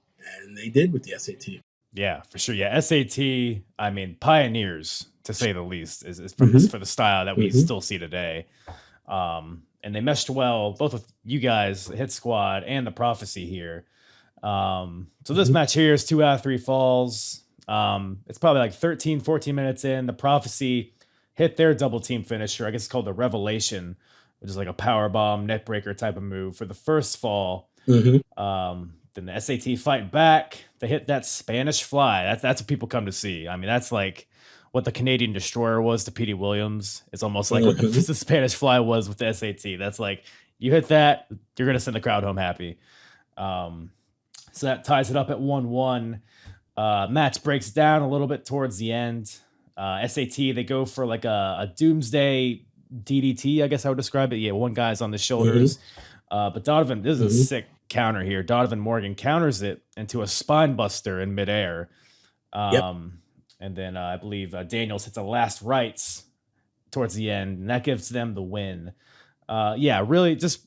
Really smooth. I guess smooth is the way to put this match. Their chemistry was really good. You could definitely tell. And like you said, it was good to see SAT get some shine, because generally they were thrown in there with 20 other guys, and they would get just a little bit of shine. But here they were super over too. I mean, the crowd loved SAT. I'm excited that they're coming back. I hope they do big things. Well, if it wasn't because they were making their comeback, I was always teasing, because I had no problem taking the Spanish Fly. I've taken it probably about 20 times. Yeah. And the last time that Joel and Jose teamed up, I was the last one to take it. And the last time that Will and Joel teamed up, I was the last one to take it. So I was like, I killed the SAT. Right. You know what I mean? Like, finally got you out dead, and you're coming back. Well, you just can't get better than that. So that's probably how it is. Yeah. But it's funny because one of the times that we took it in Jersey All Pro, I'm standing up there. I'm on the top rope already, and they're climbing up, and they're all kind of nervous because you could tell. I mean, the ropes, they were decent ropes, but they were standing and it was moving, and they were getting nervous. So I'm talking to them. I'm like, calm down, relax. I got you. You're not going anywhere. We're gonna chill. When I say 3, we're gonna go. And I count it down. And actually, you could see me on tape. 1, 2, 3. Let's go. And we go. And like, they just needed to be calmed down because they were so like nervous and anxious that the rope was gonna break. Because I'm at the time I was 310, 315, somewhere around there. And you got the two of them that one's about 190, there's about 210. You know what I mean? So like, it's a lot of weight up there. And we would stand up there. It would be like, get your cameras ready. You know what I mean? And it was cool taking it at the ECW arena because it was for the Trent Acid Memorial Show, and it got nobody was expecting it. And just seeing them tease, the crowd was like, "Oh!" And then when they hit it, the crowd went nuts. It was a finish, obviously, and they were just going nuts for it, and it was cool because we were able to do that. Like I said, it was a Trent Memorial, so we were celebrating our brother, and we were in his hometown, and ECW arena is always something special no matter what.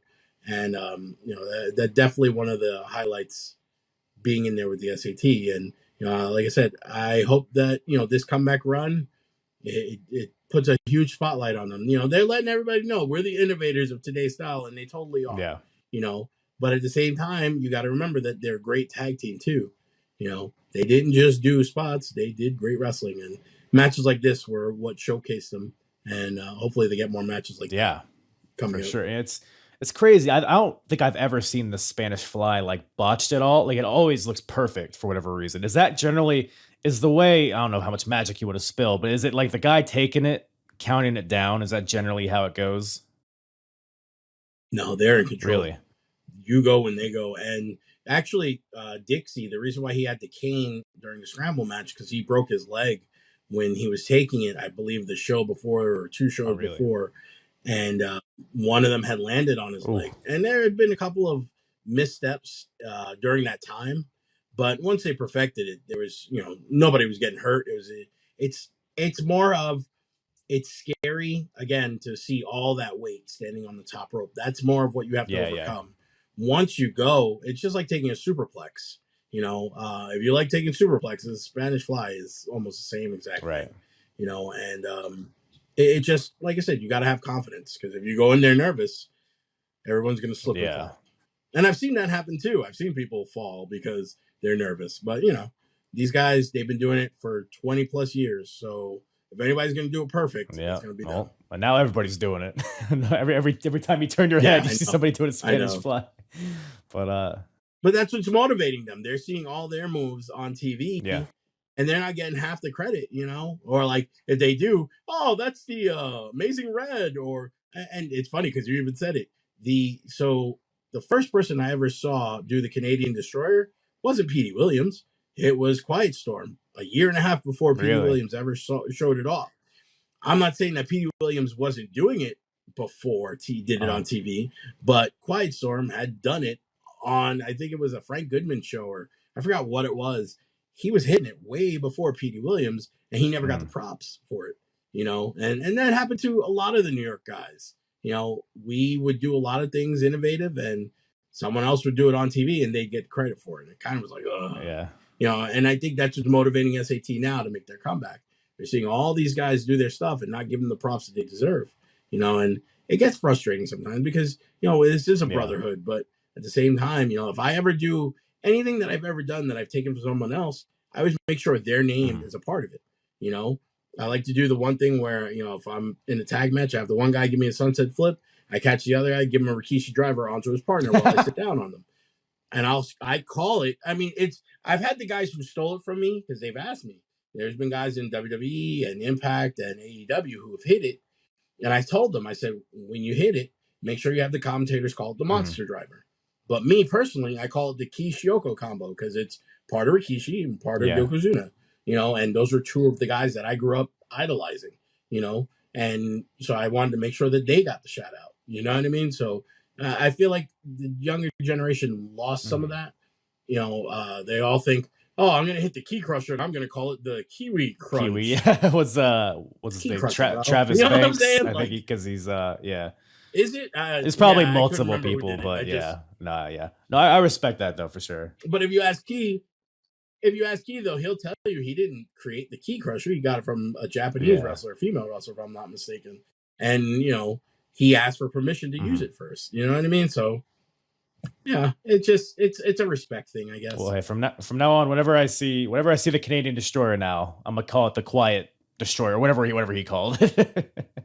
The Quiet Destroyer, yeah. I'm not even gonna. Yeah. Actually, we all would pop because whenever he would hit the Storm Cradle Driver, if you know anything about Quiet Storm, the reason why he's called Quiet Storm is because he's very quiet, keeps to himself, very low key, temperamental, non-temperamental guy. And whenever he would hit the Storm Cradle Driver. That always pops me when I see it because it's so goofy, but everybody loves it. Awesome. It always pops the crowd. Oh yeah. When we had it was like they were doing like TV matches before the show, and we wrestled him and Divine, and he got, I believe it was in Mob's face, and he was like talking shit, but like at that point, Quiet Storm was quiet, and he was like, he said something like "fuck you, bro," and everyone's like, "Oh!" I remember that. Yeah. No, that's awesome. Yeah. God, man. A lot of characters in Ring of Honor at this point. Oh yeah. Speaking of characters, the next match on this show, so it's another tag team match. Got the new Christopher Street connection. So they switched out Buffy for Eddie Guapo. Was Buffy was he injured? Was he let go? Do you remember what the story was on this? So I don't know the exacts of it, but he was going through some personal stuff outside of wrestling. Right. And I don't want to say what it is because I don't remember exactly what it was. Yeah. You know what I mean? It could have been a divorce. It could have been anything. I don't really remember the exact details. And Eddie Guapo was one of the Doghouse guys. He's actually like one of my best friends. Yeah. Me and him talk pretty much every day. And You know, I'm sure when he sees this, he's gonna pop huge that his name got brought up.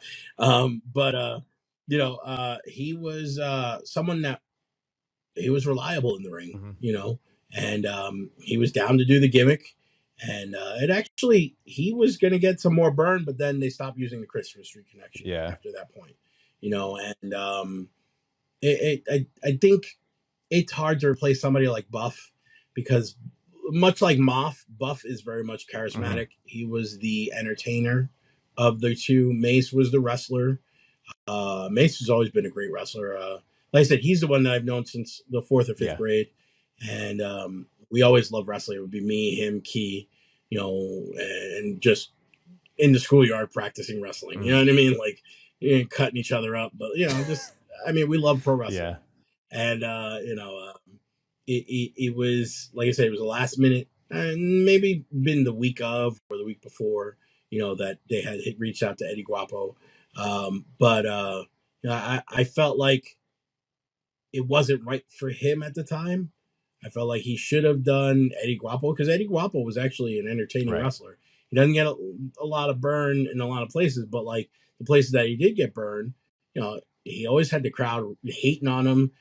He was the Samoans WXW champion for a little while. And I can remember being there and listening to the crowd wanting him to die. And at the same time, they wanted him, they cheered him, you know, when he was a babyface, they cheered him hard. You know, so like he knew how to entertain. He was very old school style wrestler, smart, charismatic, you know, funny guy. But I never saw the mix for him as a Christopher Street Connection member. Maybe if they did it more, you know, I would have gotten used to it. But it was always about Buffy and Mace, you know, and it was what it was. You know, it's just it's unfortunate that after that it was downward slide for Christopher Street. Because the Christopher Street Connection, Buffy and Mace, I mean, they were hated at first because they were kind of there, I guess, to be the sports entertaining team, I guess, for lack of a better term. But they almost were like, they were so entertaining that they almost like kind of gained a cult following and people started cheering for them. But yeah, when you put it that way, Buffy, he really was the charisma of the group, I suppose. And when he's gone, they kind of just, they're a tag team that happens to be gay. So it's not really a lot to get invested in, I suppose. But they're, Yeah. And the thing was, Mace and Guapo were friends. So you would think that, I mean, they trained together, they rode together. You would think that there would be more of that chemistry. But for whatever reason, it wasn't that they didn't have chemistry. Just it wasn't something that the fans caught on to, I guess, again, because they wanted Buffy more than Guapo. And, you know, at the same time, though, they still gave a good match. Yeah, and they're facing off against the Carnage crew. So we got DeVito and Loke here. It's pretty much kind of a squash, I suppose, even though I guess technically the Carnage crew, they lose by DQ. A few seconds into it, DeVito brings in a hubcap, clocks both guys. Loke, he gets his own hubcap. He smashes the ref with it, and they keep beating up on the Christopher Street here. They're bleeding. And I suppose this is sort of a rebound from the last show, Night of the Butcher, where the Carnage crew faced off against Homicide and Abdullah the Butcher and lost that match, I believe. What were your thoughts, or how much do you remember about that Abdullah the Butcher match with the Carnage crew? So one of the most vivid memories that I have of anything that I've witnessed in professional wrestling, right before that match started, Moff and I were in the staircase and we were hyping up Homicide because, you know, that's our boy and we're just getting him ready. And Abdullah was up there and Abdullah was talking to us. Oh, you guys are really great. You know, you hype each other out. That's how it's supposed to be, brotherhood. And then he gets quiet and Moff and I are just watching him. And then his music starts and he had that, you know, Pink Floyd came on and it was a long buildup. And out of nowhere, it was like the switch went off in Abdullah. And he screamed out his thing. And he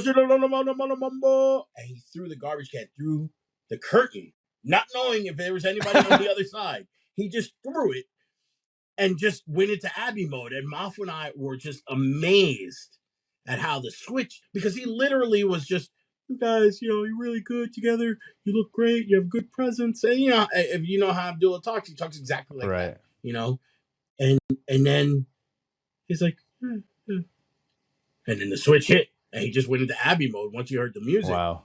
And we kind of got a little scared, honestly. I can imagine. Because, he's done a lot of crazy stuff throughout the years, and you could tell, like, he's at the point in his career where he didn't care. You know what I'm saying? And, I just remember, I'm like, yo, if we got to go out there, because we knew we had to do something later in that match, is he going to attack us?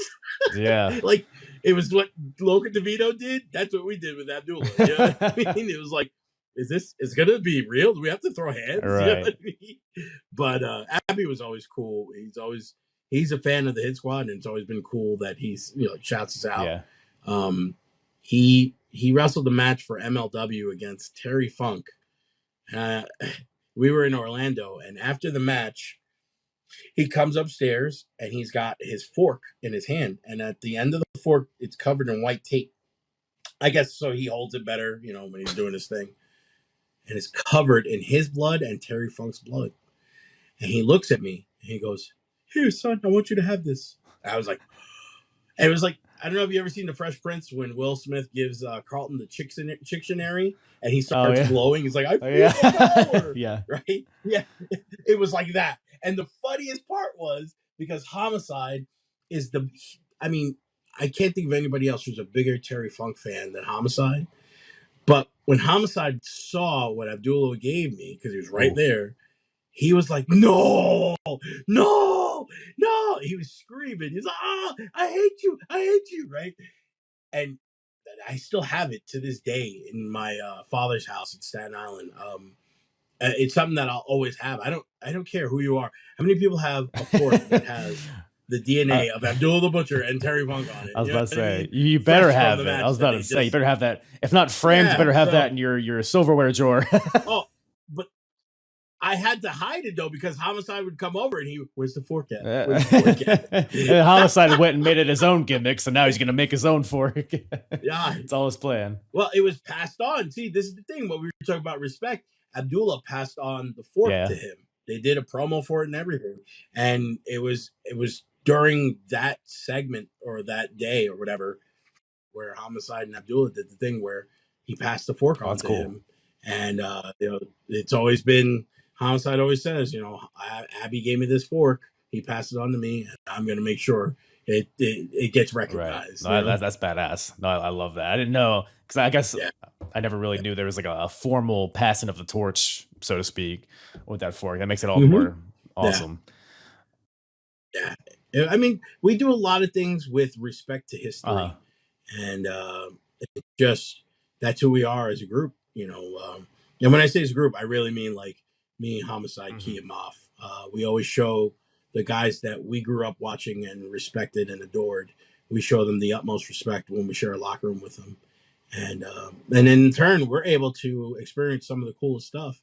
We got to be in the room with Terry Funk and Dusty Rhodes yelling at each other in the locker room. And I got to be in the middle of a conversation between Ricky Steamboat and Dusty Rhodes where they're talking about their sons, Richie and Cody. And they were still in high school, and wrestling each other and stuff like that. And just, the coolest stuff, we're able to do because we're respectful and they see us as them when they were our age, and it's always cool when they tell us, "Oh man, you would have fit in perfect with us back then," especially the guys that we grew up watching. Yeah, no, that's awesome. You're able to experience all that stuff. I can't even imagine. What were Dusty and Terry yelling about? Was it hostile?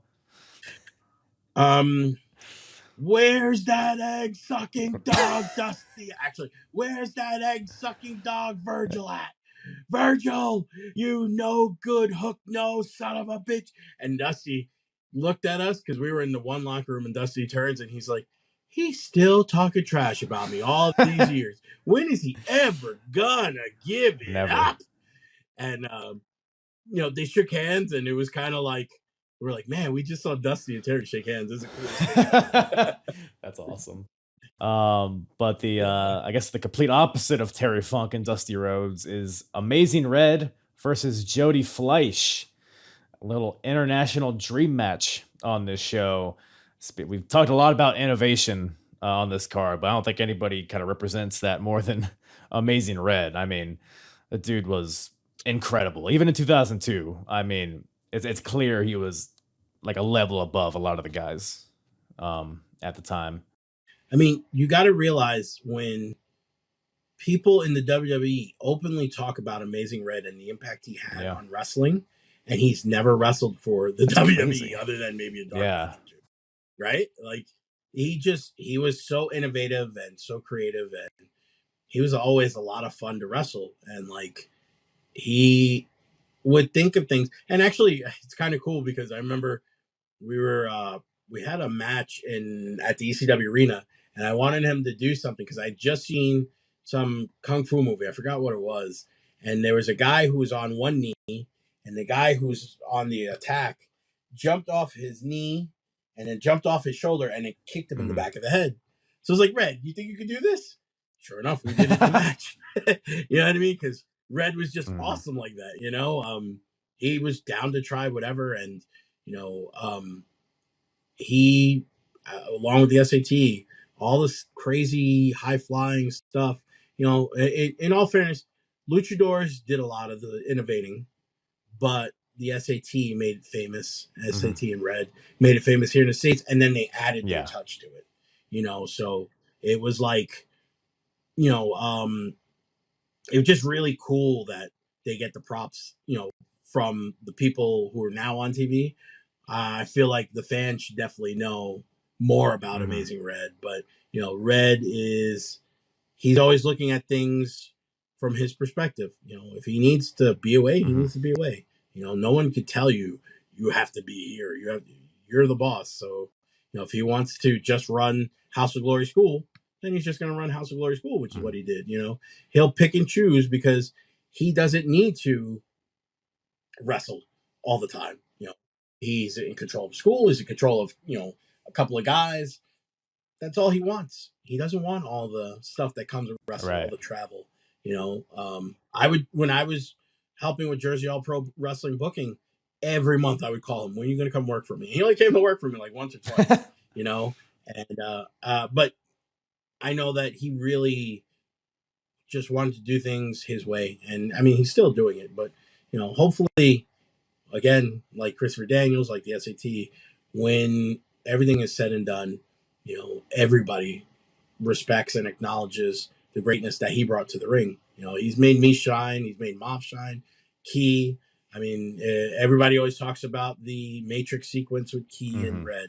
You know, I'm sure that people have tried to duplicate it. I know I have, you know, trying to pop Key.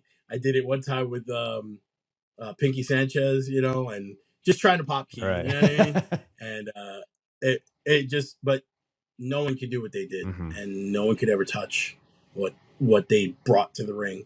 And again, I said it before about backseats, way ahead of his time. Yeah. You know, he was living in 2022. You know what I'm saying? Like, it was just something else to witness him live. And I'm pretty sure everybody, when they saw that he was wrestling Jody Fleisch, this was going to be the highest of flyers match. Yeah. You know what I mean? Like, it just, Jody Fleisch was on another level too.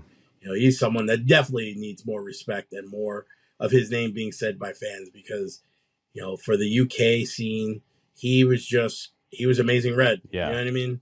He was just a little bit skinnier, a little bit taller. But he did some of the craziest things I ever seen. That springboard, what is it, 720 DDT or whatever it's called. I like, we tried it the one time. I couldn't get it.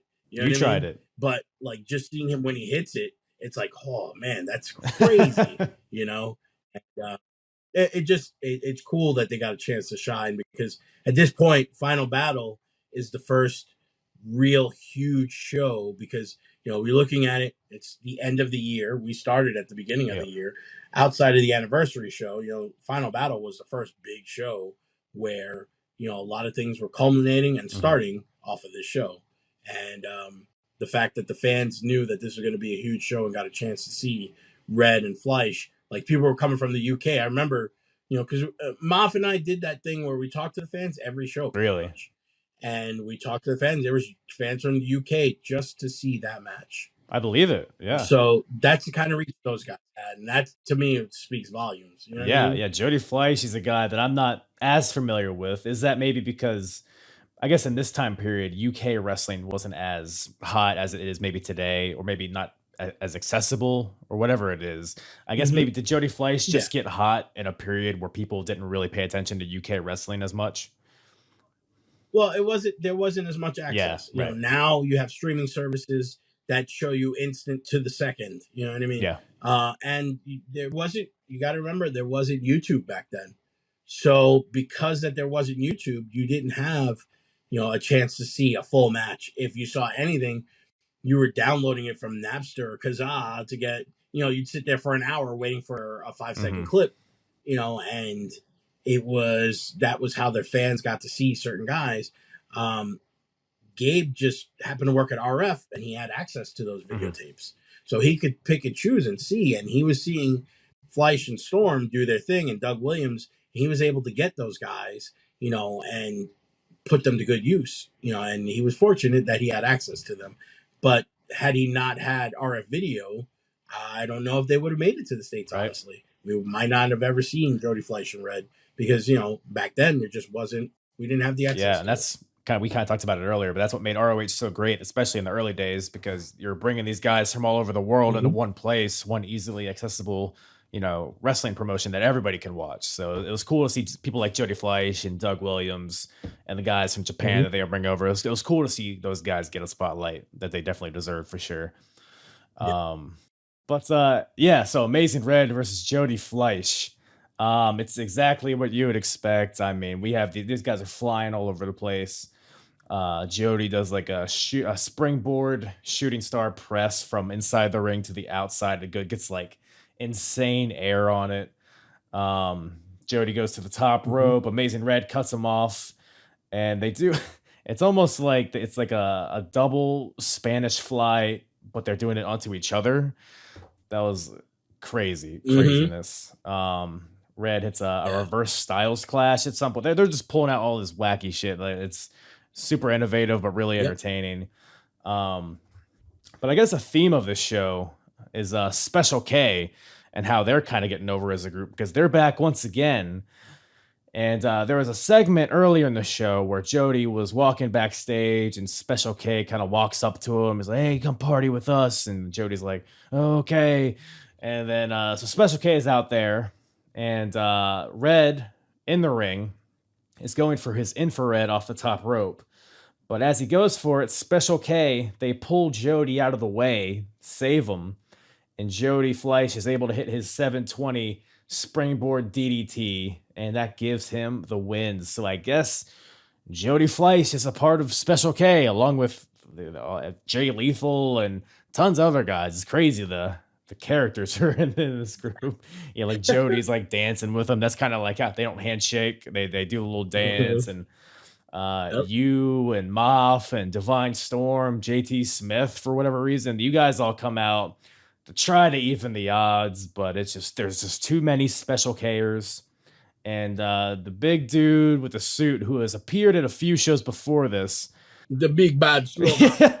The commentary, like the first time he appeared, there's like, "Oh, some black Rastafarian looking dude just got into the ring." Is like, so that's all I've known him as. That's what I always call him now. But apparently his name's Slugger, I guess. The big bad slugger. He's the Black Rhino. Actually, that's another Doghouse guy. Yeah. He trained with us for a long time, and he's a little bit older, so he was a little bit. But he had good. I've seen him have good matches. I've had good matches with him. Yeah. He was this huge 6'5". I know he played football, but I don't remember where he played football. And they wanted to do a teaming of him, Mega, who is also like 6'6". He's a ECWA and NYWC guy. Do you remember what was his name? The guy in ECW that used to come out with Spanky, the big black dude. His name was I think it was I'm trying to remember what his WWE. Ezekiel Jackson. Yes, Ezekiel Jackson. I couldn't remember his real name's Rick, but right. And we were always cool. He was another Doghouse guy. They wanted to team up all three of those studs together. That's a lot of meat. A lot. There's even if you went back in time to the 1980s when everybody in WWE was 6'6" and taller, like they look small against these guys. You know what I mean? And I was like, I'm not wrestling them. They're gonna make me look like a baby. Being big is our thing. We can't be compared to these guys. Like you're gonna take away the specialness of the Hit Squad by putting us in with Monsta. Now I'm just Mack, but no longer a Monsta. Yeah, there is no Monsta there. Not at all. But Slugger was good for that role because he was actually a security guard in real life. I think he still is, if I'm not mistaken. I believe it. But he was. I mean, I worked security for him a couple of times at clubs and stuff like that, and the same way he dressed for Special K was how he would dress at work. Oh, and really awesome dude though. He would give you the shirt off his back. He's really cool. And always had fun with him. That's awesome. Yeah, so I guess he's here to be the bodyguard for Special K, which works so well because you have Special K, all these shitty little scrawny kids dancing around, and you have this big, huge dude. It's like, what are you gonna do about it? So it's like nothing, I guess. Yep. I'll punch myself in the face first. I will. I promise. But you guys confront them later in the show, I believe. But so yeah, that's so Jody gets the win. I guess joins Special K, and there's a funny part here. So everybody's like Divine Storm, JT Smith, everybody's getting their ass kicked. Everybody's on the mat, and the last guy on his feet is this guy right here. And this is the part where I had to keep rewatching it because I couldn't tell if it was you or Moff. Because, like you said, it's like the camera's like 50 feet away and it's like kind of grainy. So I was like, is that Mac or is that my? But you're like the last one. You're like stumbling. It's just like this sea of bodies, and you're just, I'm not going down. But they finally get you, and well, you'll get them next time, I guess. Yeah. Well, this was all the setup. Like I said before, Gabe was always setting things up, and he used this show to set things up. And he used this to set up the main event for, the first year anniversary show. And the only thing that I thought was for this match to be the main event, really, the show had to be in Philly. Being that it was in New York, and that was the first Ring of Honor show in New York, I felt like the Philly fans would have appreciated seeing Special K get their ass whipped more in a main event than the New York fans. The New York fans wanted to see Low-Key, Daniels, American Dragon, Joe. They wanted to see those guys. That's who the New York fans wanted to see. And while, there were New York fans who would drive down to Philly, I really thought that Special K was more, it got over with the Philly fans because at the time there was a lot of kids who were just like Special K in Philly, and they associated with them. And then there was the adults who in Philly hated the kids, and just wanted to see them get their ass whipped. And I feel like that would have been more appropriate there. But, hindsight is 2020. Yeah. No, that makes sense, especially because it's like a running storyline. So it's almost like it's almost out of context moving to New York. Like, unless they're getting I don't know how soon DVDs, VHSs come out, but a lot of people in the crowd probably didn't even know. Tapes were usually about 2 weeks. Yeah, it was usually about 2 weeks after the show. But even still, there was no TV deal. There wasn't a video streaming, nothing like that. So everyone had to wait for the DVDs and tapes to come out. And, by the time that final battle happened, the anniversary show, I think it was like 3 weeks. It was less than a whole month after. Yeah. You know what I mean? If I'm not mistaken. But, it just, like I said, it was just something that really should have been in Philly. But, again, hindsight's 2020. But after that, we have the ROH title on the line. Got Xavier defending against Paul London. Hell yeah. Kiss your ex goodbye. So Xavier, he's the champion. He's part of the prophecy, but it's interesting because the prophecy is not out there with him. And I don't think they make any appearance in this match at the end or anything. And he cuts a promo before the match. He's saying that, nobody, I see you on the internet boards. Nobody wants to see Xavier as champion. You're booing me, but I should be booing you. And it's like, it's actually a pretty decent promo from him. It's a lot better than stuff that he's done before this show.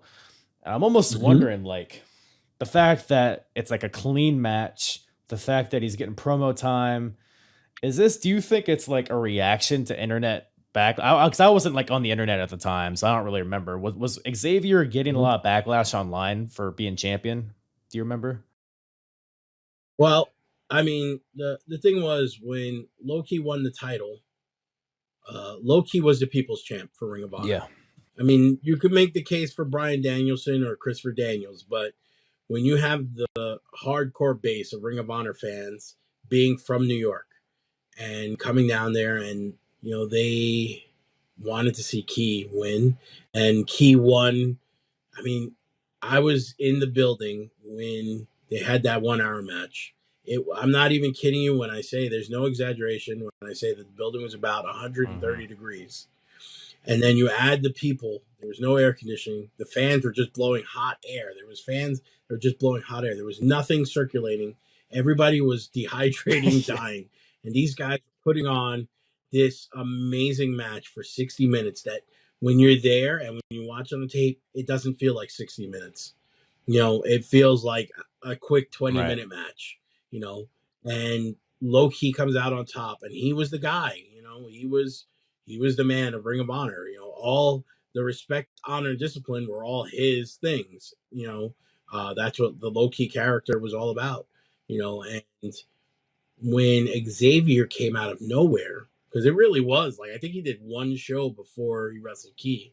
Well, he was on a lot of shows, but he was always like an undercard guy, like kind of like an in between match. Yeah, it wasn't nothing big. Yeah, and like the match with Key was his first big match, and he beats Key. Nobody was expecting that.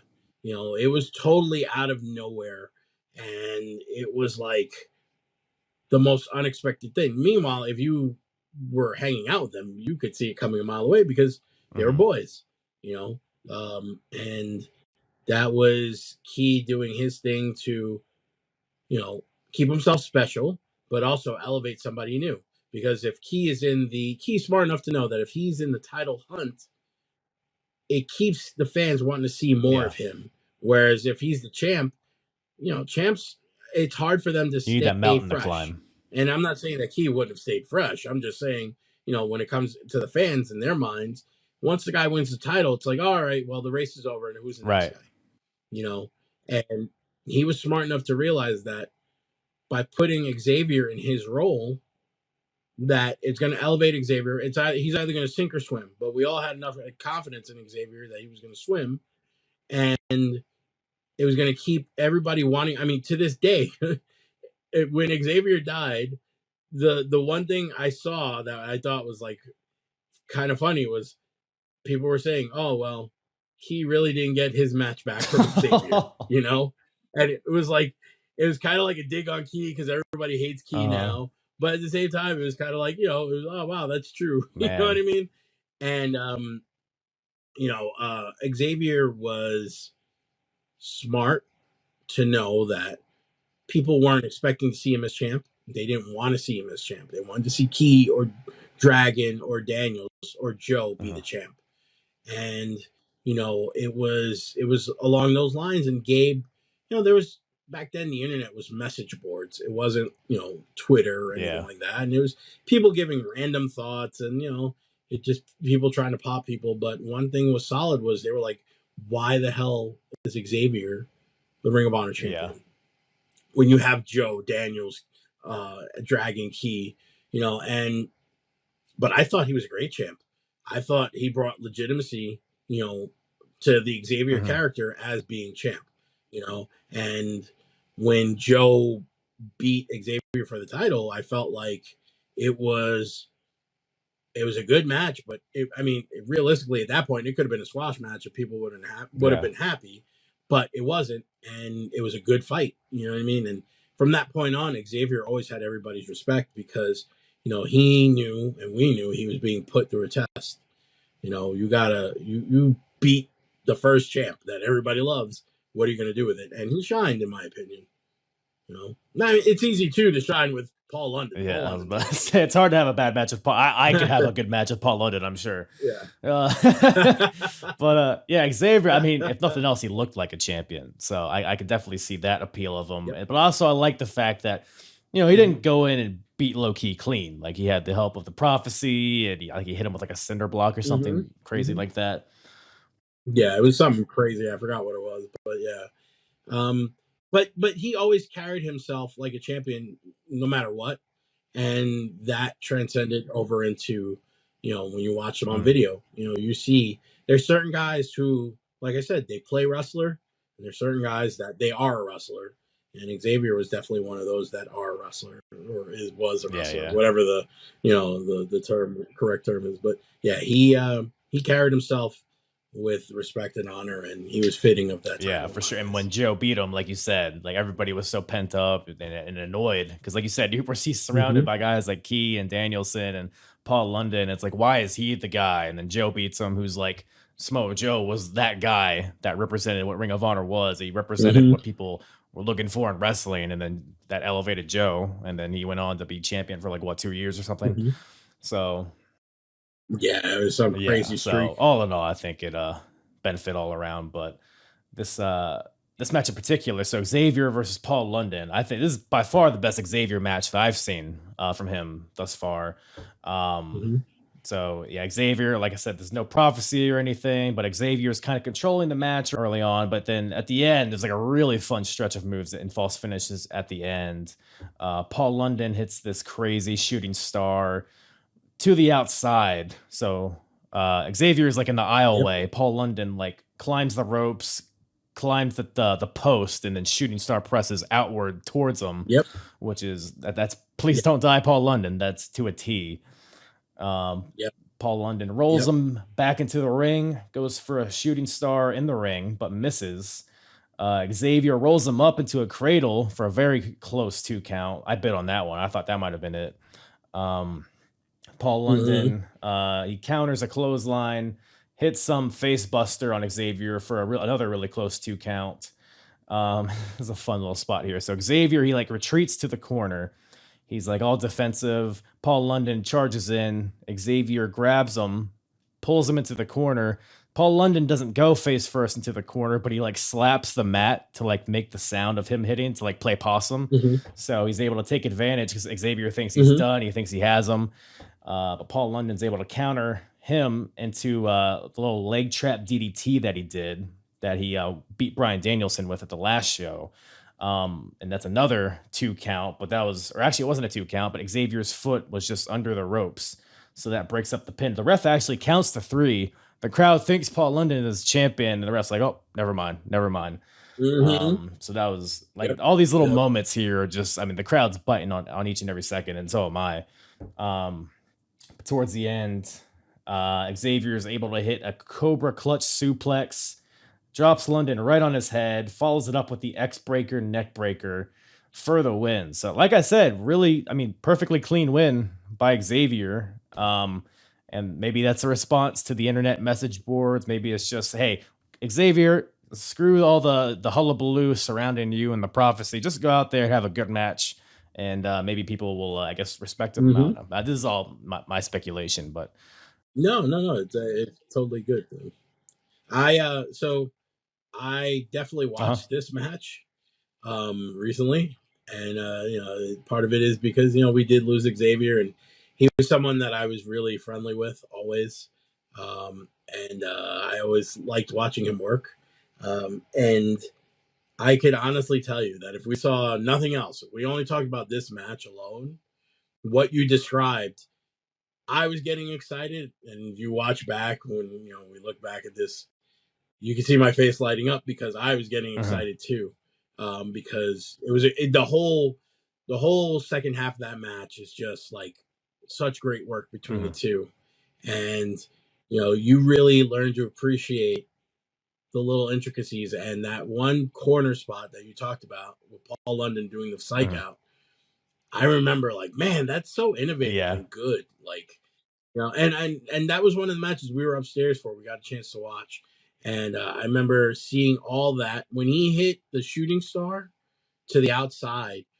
a lot of us were scared because if he were to come, I'm sure you've seen it where Billy Kidman goes for shooting star and he catches himself on the top rope. Oh, yeah. If Paul would have caught himself with that corner post, he would have died, and or even if Xavier wasn't there to catch and he falls to the floor, like it was a hardwood basketball floor, he's gonna die. You know what I'm saying? So when he hit it, the building just went unglued, and everybody was just going insane. And they love Paul London so much. He's one of those good guys, no matter what. You know what I mean? Like, and it shows in how people love and respect. And they wanted him to win. They really wanted him to win during this, time of Ring of Honor. And Xavier was just on point that night. And I the only thing I wish that Xavier did was hit the 450 because he has such a pretty 450. Right. For someone his size, it's impressive that he could hit it so clean, and it means something. It's not like when you see someone who weighs 150 pounds hit a 450. It's cool, but when you see someone who weighs 250 pounds hit a 450 that clean, that's just the most amazing thing you could see in person, and Xavier, I always enjoyed sharing locker rooms with him, and I always enjoyed listening to his creativity because sometimes we would talk if we had a match, like I'm saying, we would talk as if we were going to book ourselves in a match and the things that we would do. And like some of the stuff he was coming up with, he would get excited and I'd be like, damn, that's crazy, but I'm down to do it. You know what I mean? And, he was one of my favorites in the locker room. He, he's a smart, funny guy. And, he always thought about the future and he always thought about his presentation. And like I said, he carried himself like a champ because in his mind, he felt he was a champ no matter what. And, quick funny story to break up the sadness. He was wrestling Prince Nana. Xavier was wrestling Prince Nana at the Elks Lodge in Queens. I believe it was a Jack Sabbath show. And it just so happened that the Elks Lodge had, because, the stage that they used as the entrance, it was a stage, an acting stage. So they had a curtain. But the curtain was so old, it had holes in it. So a lot of the wrestlers would watch the match from behind the curtain from through those holes, and nobody could see. So Xavier is wrestling Prince Nana, and when Xavier goes out for his music, Loki and I were standing right by him, but by the curtain, behind, on the side of the curtain. And Loki's like, "Yo, Steve, let's start chanting X as soon as he hits the stage," because he would come out through the curtain and stop and do his X. So me and Key had put one hand through the one hole, and I put my hand through the other, and we were going, X, X, X. So then Moff sees this, and Joe and Moff, they start doing the same thing on the other side. So you got four sets of X, X, X.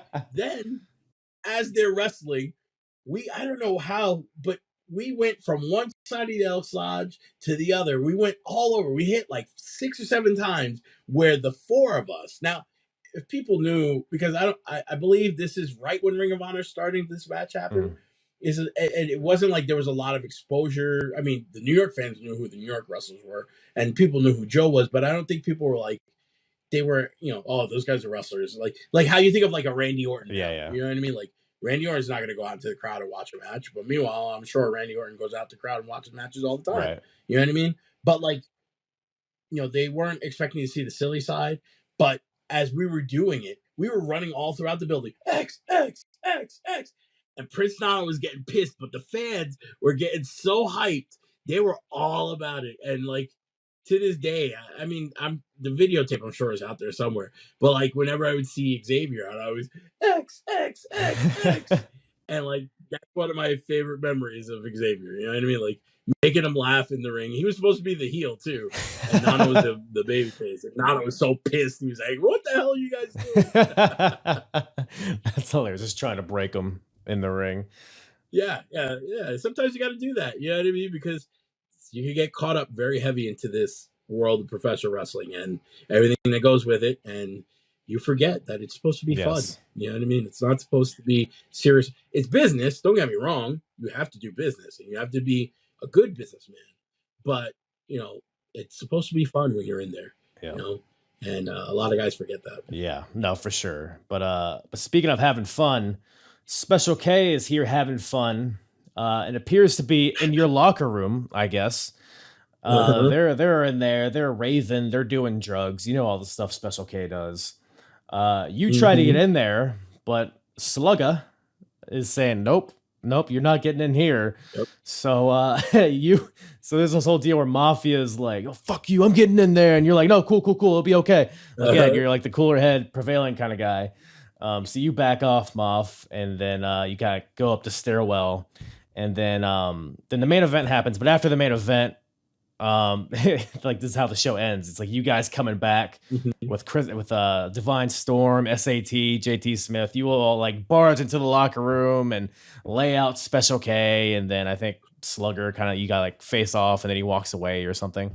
So funny little deal there. But I guess again, kind of setting up that that fabulous 1 year anniversary scramble match. So yeah, and that's why I brought up the whole New York locker room, because I remembered that this segment happened, and that was legit the New York locker room. That little room that they were in partying, that was the New York locker room. And there weren't too many guys who ventured again because they were afraid that we were going to shank them or something, But it was a lot of fun to do that, and it showed like that you should be afraid of Slugger, because if the hit squad's backing up from Slugger and it's the two of the hit squad versus one Slugger, you should fear what Slugger can bring. You know what I mean? So we're establishing Slugger as a force. And when we don't attack him, when we all could do something, we don't do anything. And he just stands there facing off with us until he decides to walk away. Again, setting up things for the future, and I loved wrestling with the Special K. Every time we got in there with them, it was always fun because, again, it was my boys from Jersey All Pro, and it was like I always looked at those guys as my kids, especially Dixie, Deranged, and Izzy, who was Blue Dragon and JP. To this day I keep in touch with the majority. Deranged, he goes off the grid, so I don't talk to him as much. When I see him, it's always love, but the two, Dixie and Dragon, we're always making plans to meet up and hang out, and we share a lot of similar likes outside of wrestling, like video games, music, movies, stuff like that. So we always yearly make a plan to meet up at some point. And like I said, that's my family, growing up in this business, and I'm glad that we got a chance to work with them and be showcased with them, because we knew how to make them, we did things in JAP with them where, Dixie and Dragon, they're from Bayonne. They grew up and lived about 10 blocks away from the building where JAP ran. And the show that me and Mafia, we were always bullying them. The one show that they're wrestling me and Mafia for the titles, their father was there with their sister, their sister was like 4 years old at the time. And when you watch the tape, she just got married the other day. She graduated college. And I'm like, God damn, I'm old. You know what I mean? But, we did a whole thing with them where, the little girl slapped Moff, and, Dixie and Dragon's father stepped up to Moff when he was about to, put the boots to her. And everyone, it was one of those awesome moments, and then the boys came and beat us up while there was the face off with the father. And it was just really cool. And then when they won the tag belts, the place went nuts. So we knew if we could do that in a small charity hall, we had the ability to do that in a bigger stage in front of, cameras that were showing the stuff around the world. And like I said, one of my proudest moments, even though I always wanted to be Ring of Honor Tag Team Champion, but that didn't happen. But I was proud and happy that Special K was able to be tag team champs, because they deserved it. They worked hard. They took a lot of beatings, took a lot of lumps, and the fans were there. You saw eventually the fans loved them, and Special K was, they worked hard. They were, I don't want to demean them, but they were like how people love Chihuahuas. Small, but they're fierce. Right. You know what I mean?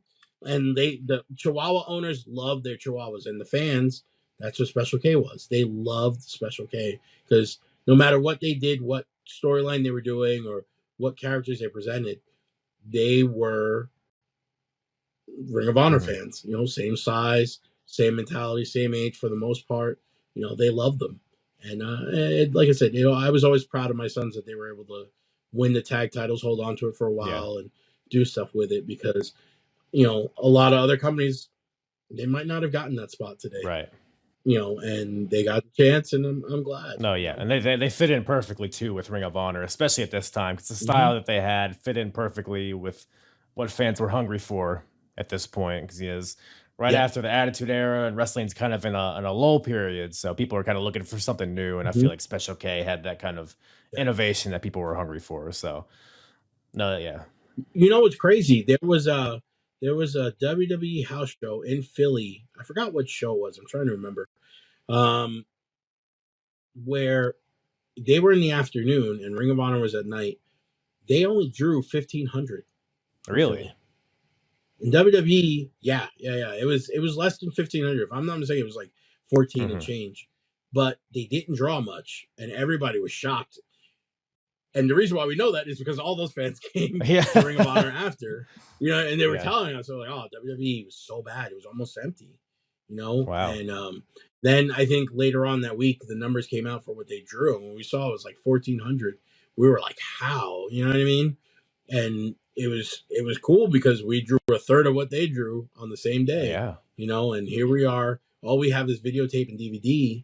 And, you know, it's guys like Dixie Dragon, Deranged Dragon, American Dragon, Low Key, Joe, Xavier, Hit Squad, Homicide, you know, all the guys that first year of Ring of Honor, you know, we set the tone. That's what I said about the first match. We set the tone in that first year. It might not have been perfect, and there might not have been the most memorable stuff at times, but we set the tone for the rest of that company's history. Yeah. And, you know, it's something that, you know, you have to be proud of, even though, like I said, I'm not too fond of my time because of how things ended, but I'm a realist. You know, we changed the entire North American scene.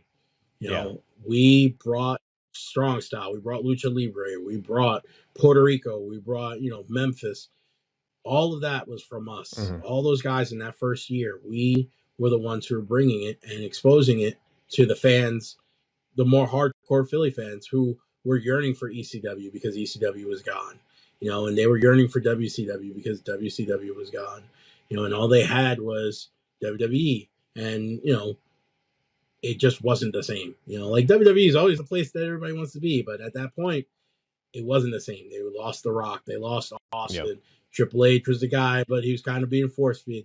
John Cena hadn't blown up yet, you know, there were still a lot of things that were yet to come or, you know, had passed, and you know, that was our little chance. Ring of Honor was at the perfect spot to shine. Yeah. You know, and like I said, we set the tone with the stuff that we did.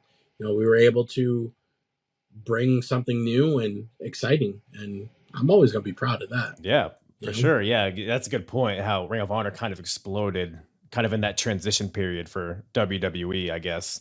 And then they would continue to grow. Ring of Honor would continue to grow into the late 2000s, and then eventually WWE. I mean, you look at the roster now; it's just full of Ring of Honor guys. So I think it's a testament to the company, and that all that was set. Like you said, you set the tone in 2002. You and Moff and all those guys. So yeah, that's awesome, man. That's awesome.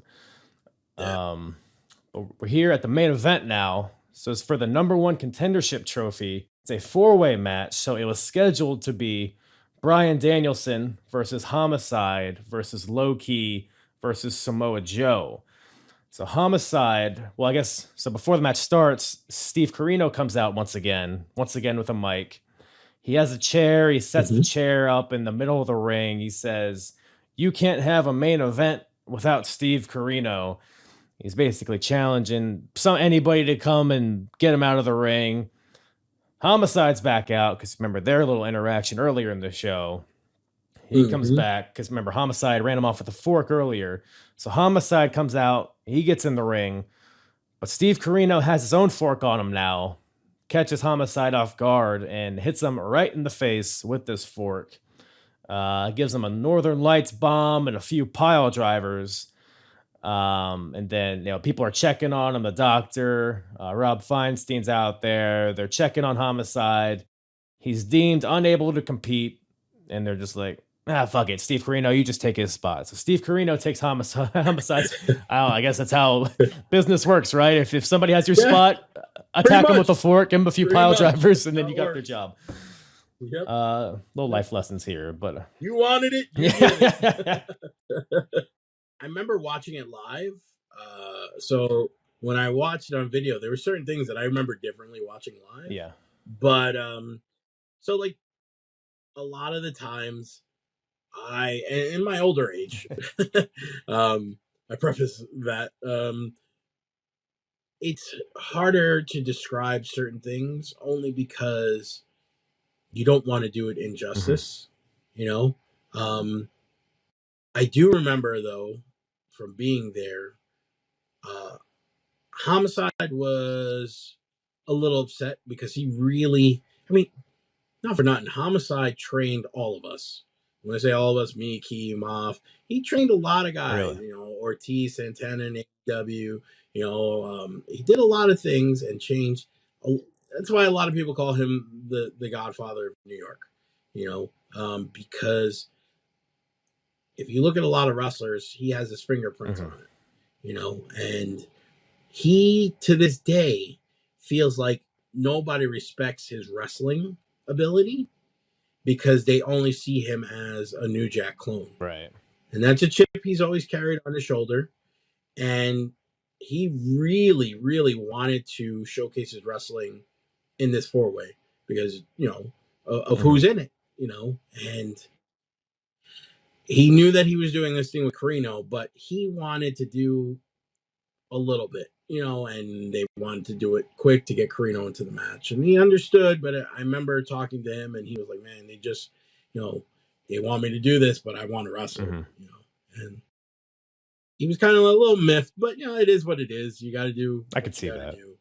And eventually he gets his chance, later on, but, he really was like, I want to wrestle. And, that's the one thing that I remember more than anything else about this match.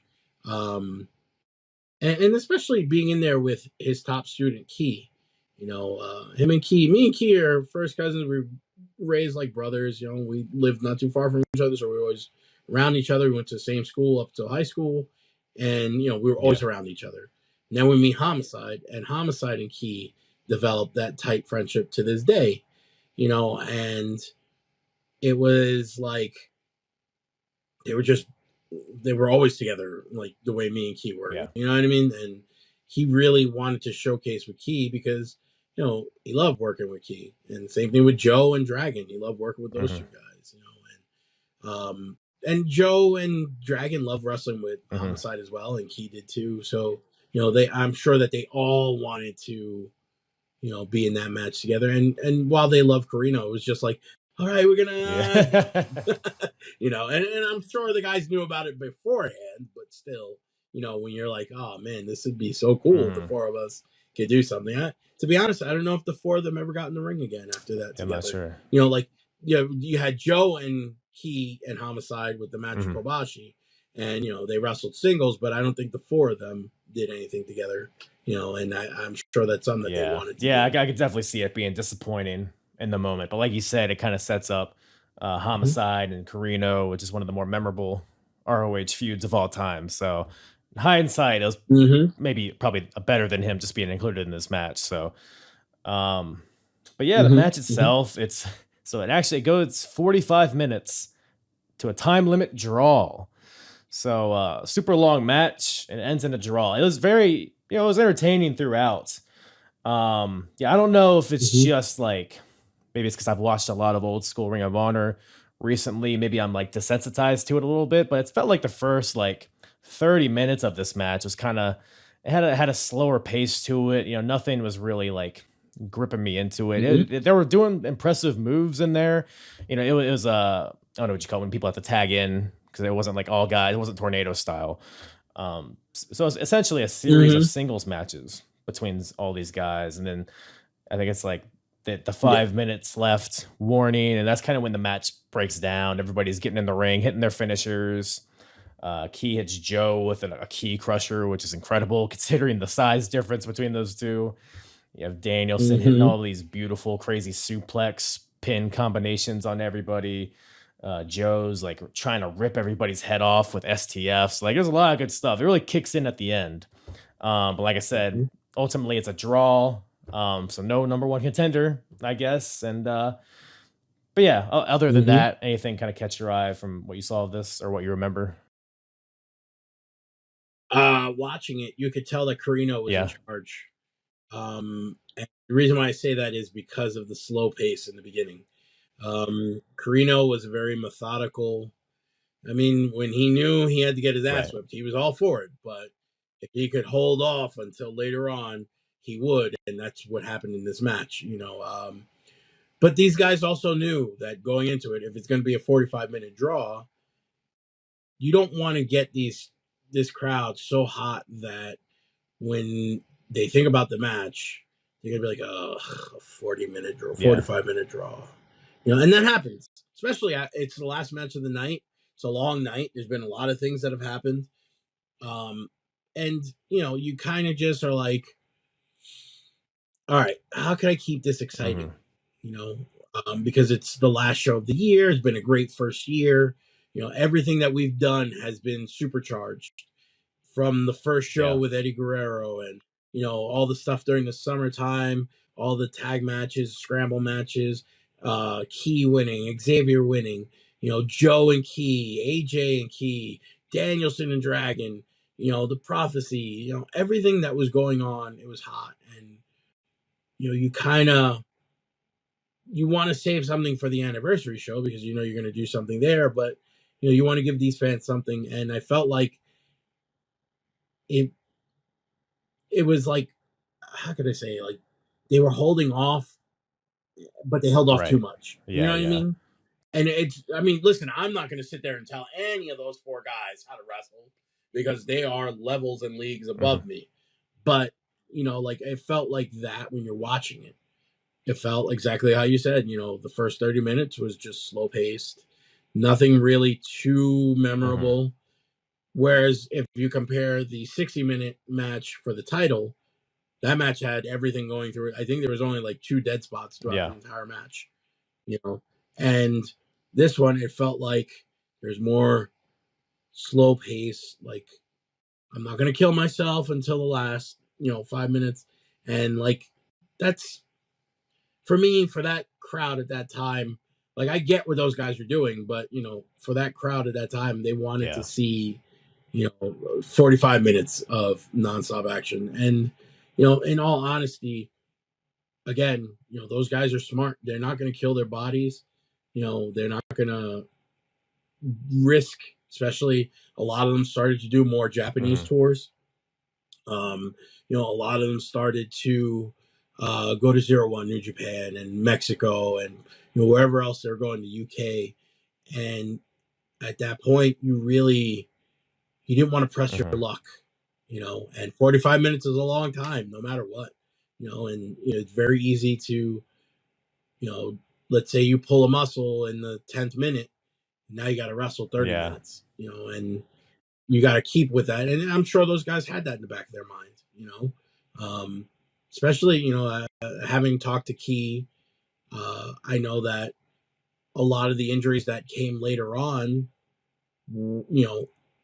it was a buildup of other injuries on top of other injuries, and him trying to do something different to avoid getting something else happening to whatever he hurt originally, and I'm sure with the other 3, it was the same way, so they're thinking about their health, and that's fine. Like I said, I'm not going to be anybody to tell any of those guys how to wrestle.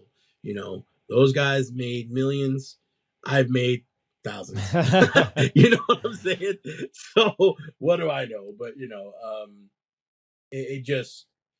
But even still, that last 15 minutes though, like that was good. The whole crowd was just on their feet, and they were feeling, and they really thought in the last minute that there was gonna be a clear winner, and they were like, oh, and you could feel that.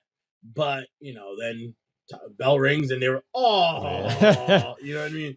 Collective groan, and then, all right, clap, you know? But again, also too, it's the art of selling. You know, you have a product that you have to sell. You can't give them everything. And this goes back to the wrestlers and the promoters and the bookers are the ones that tell the fans what they're going to get. It's not the other way around. You can't give the crowd, when you have to promote the next town, the next show, the next month, whatever it is, you have to promote it. You can't give them everything because you need them to come back. So by giving them this match, you leave them wanting more. And they're going to buy the next DVD. They're going to go buy the tickets for the next show. I mean, there was fans that were hooked, but you want them to be like, yo, I saw this match where, you know, you got to come with me next time. And they're telling their friends that. And that's what happened, you know, especially back then. Like I said, there was no social media, no YouTube. It was all word of mouth. You had your message board, but, you know, if you're the casual fan, nobody knows what a message board is. You know, nobody's looking. They just, you know, hey, whatever. My friend has this tape of these guys. It looks pretty awesome. It's in Philly. Philly's only 45 minutes away. Let's go. You know what I mean? So, like, that's how that was happening. It was very organic, you know, because, again, the internet wasn't, I mean, the internet was a thing back then, but it wasn't like it was today, you know? And that was how Ring of Honor was able to grow, because Gabe was smart. He knew, I can't give them this, but I could leave them wanting more by doing this. And, you know, that's exactly what this match was for. This match was supposed to be, all right, well, so now from this, what's going to be the main event of the first anniversary show? What's going to be the focus of the company for the next 6 months to a year, now that we've got the first year done, you know? And he was always thinking about stuff like that and looking at, you know, how to do things that way and get people interested and talking, because, again, it's a business. You have to make sure that they keep coming back. So it's not something that a lot of people want, but it's something that is necessary. No, that's very clear too, because kind of touched on it before. A lot of this show almost seems like transitions into, it's there to transition or to build to a future match. We saw it with the Special K and how that's building to that big scramble match. The next show, I believe, is Dragon versus Joe in a singles. So this match kind of builds towards that. And you obviously have Homicide and Carino. And I think even Xavier and Paul London have a rematch at the next show. So it's almost like Final Battle here. It's not really a destination. It's more of like a liftoff, or it's like where, you know, it's kickstarted into the next year. So in that sense, definitely makes sense to me. Well, I mean, but then you also have, if you look at the 1 year anniversary show, Homicide and Carino, that's when the whole riot happened. And that, to me, was like the first viral Ring of Honor thing that they ever did, because everybody to this day still talks about the 1 year anniversary, the riot. They call it the riot. They don't even call it Homicide riot or fan. They call it the riot. And everybody knows instantly, if you're a Ring of Honor fan, that's what you're talking about, you know. And then you have the barbed wire match with Homicide and Carino, where, you know, Homicide smacked the hearing out of Carino, and then Homicide was taking all these crazy bumps into the barbed wire. Carino was too, and, you know, it just escalated from that point on with everything else that they did. And then, you know, you have the constant. It's funny because I always compare American Dragon and Low Ki to Ryu and Ken from Street Fighter. You know, it's if you look at the two of them, I could very see it. similar parallels. I mean, and there was always that rivalry. And then you have the rivalry between Joe and the two of those guys. You know, Joe, I mean, you see, even to this day, Joe doesn't even wrestle that much anymore. And he's still one of the most feared men. And when he came over the East Coast the first time, it was like, oh man, this dude is big. He's Samoan, and he's beating the crap out of our favorites. You know what I mean? And, you know, it just, you could see that Joe, this was also a platform for Joe to start stepping up into the main event scene. You know, I mean, he already was an established guy in Ring of Honor, but like, this is solidifying him. This is going to be our guy. You know, this is the first step. This is going to be our guy. And you could tell by how they had him do certain things and how he performed in certain ways. And, you know, like I said, there's a lot of foreshadowing on this show because you knew, all right, we got the 1 year anniversary, and now again, it's also the end of the year. Where are we going to go? What are we going to do? And if you're into looking deeper into things, like you could see, Gabe is starting to position guys to be the next whatever it is that he wants them to be. You know, he's got his use of his first year guys to get the company noticed. Now that the company's noticed, now he's going to put his chess pieces in place to move around. Yeah, like Punk, Cabana. Up until this point, it was setting everything up. Yeah, it was setting everything up. He had his pawns, his rooks, his knights, his king and his queen. Now he's starting to move them and set them into place for his strategy. And this show was definitely, an indicator of where he was going to go with things in the future. And it's interesting, Joe. I mean, he definitely is solidified at this point. He's super over, but this is only like his third or fourth show. It's amazing how quick he got over. I think his match with Loki, I don't know if that was his first match, or I think it might have been. That was his first match. That was his first match. Right out the gate. I mean, everybody's Joe, and it's obviously exploded from there. So, but yeah, that's a good point. This match kind of sets up Joe. Obviously, he'd be the one to take the title off Xavier, so I think it was effective in that sense. But so that brings the show to a close, man. Final Battle 2002. Any other final thoughts on this show or Ring of Honor in general? I'll be 1,000% honest in that I thought there were points where Ring of Honor was going to die. And only because, it wasn't for anything bad. It was because, their talent was being plucked every show. They were relying heavily on Steen and Generico, and then those guys were gone. And, a whole bunch of kings of wrestling. And, I'm honestly surprised that the Briscoes weren't taken, and hear them be told that they're not cosmetically pleasing. Meanwhile, when they come out, I mean, the fans go nuts for the Briscoes to this day. I mean, they did a surprise appearance at GCW. They hadn't used Leonard Skinner in years, and the second that song hit, people were like, "Oh, what?" They were hyped up. You know what I mean? And to hear, "Oh, they're not cosmetically pleasing, so we can't use them." Just happen to be one of the best teams of all time, but it's whatever, Of course. Can you imagine the Briscoes versus the Dudleys in a TLC come match? on, man. You know what I mean? Like, and that could have happened, but WWE didn't want to take the chance. But regardless, it's better off for the Ring of Honor fans and the company in whole, because if you look at Mark and Jay today, they're the face of the company. Yeah. Even though they may not be on every show, but they're the face of the company. Nobody knows. There could be certain points where nobody knows who's the Ring of Honor champion. You like, oh, isn't Jay Lethal still a champ? Meanwhile, he hasn't held the belt in a few months. You know what I mean? But you always know that the Briscoes are there, and they're always the top guys. You know what I mean? And that just, stuff like that makes me happy.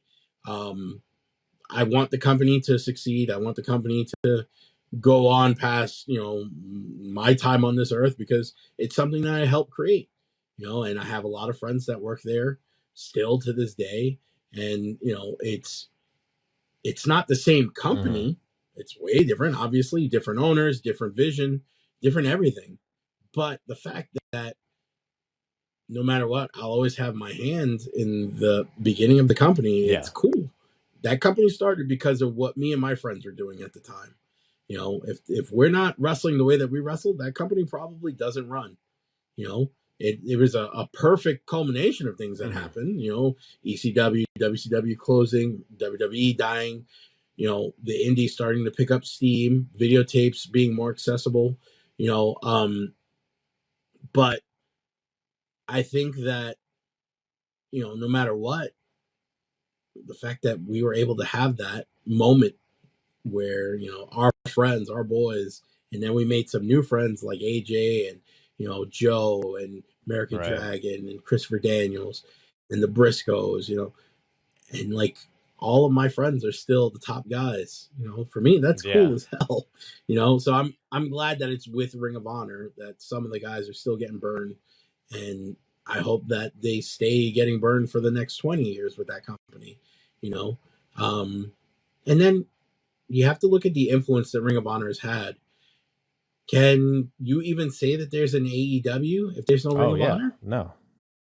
Because how many of those guys on that first year roster were all Ring of Honor guys? Right. You know what I mean?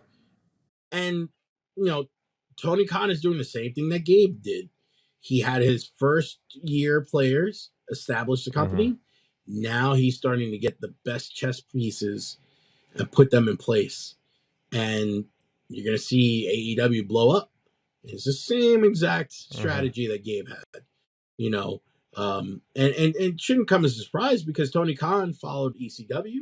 He followed Ring of Honor. He followed all of those wrestling companies like that. And he learned from their mistakes. And if you notice, he's going head to head with WWE and not even caring, not because he's a billionaire, but because he has the confidence from what he learned from all the years watching wrestling that he can take on the big dog, and it's going to make interesting television for the next year. But again, all of it happens because of Ring of Honor. Yeah. If Ring of Honor doesn't happen, who knows what's going on and what wasn't All In a Ring of Honor show technically, or wasn't it like? Do you remember how that? I know that they used like the ring crew. They used a lot. They were a big part of it, at least. The stuff from Ring of Honor. Yeah, they were a huge part of it, if I'm not mistaken. But it just goes to show, though, you could have WWE versus AEW. You could have Ring of Honor versus New Japan. You could have whatever you want versus whatever you want. Deep down, this is a brotherhood when it comes to professional wrestling. I'm not talking about the sports entertainers, because the sports entertainers, people who call themselves that, they're in it for the fame and the money. They're not in it for the love. They're not the guys who watched as a 5-year-old with their grandfather. Those are the people who saw Tough Enough and they're like, I could do that. I'm going to be a star, And again, there's nothing wrong with that, because how many people get into acting? I mean, look at The Rock. The Rock got into acting and became the biggest superstar in the world. Not everybody's going to be The Rock, obviously, but there's a chance for that to happen. And the same thing goes for people getting into wrestling now. And my problem is that there's a lot of people who get into it for that reason and do not apply the craft the way it should be. Yeah. And they don't learn it. They don't want to learn it. They just want to be famous and rich. They don't want to take the time. They don't want to pay the dues. And it comes with this generation of people too. There's a lot of entitlement, and that's, to me, what's killing wrestling. I mean, wrestling's doing good. Don't get me wrong, but for the guys like me, wrestling today, it's not the stuff that we want to see. We want to see the good fights. We want to see the Terry Funks and the Dusty Rhodes go to war. We want to see the 1-year buildup of a storyline with a culmination of a match at WrestleMania or a match at All Out or whatever it is.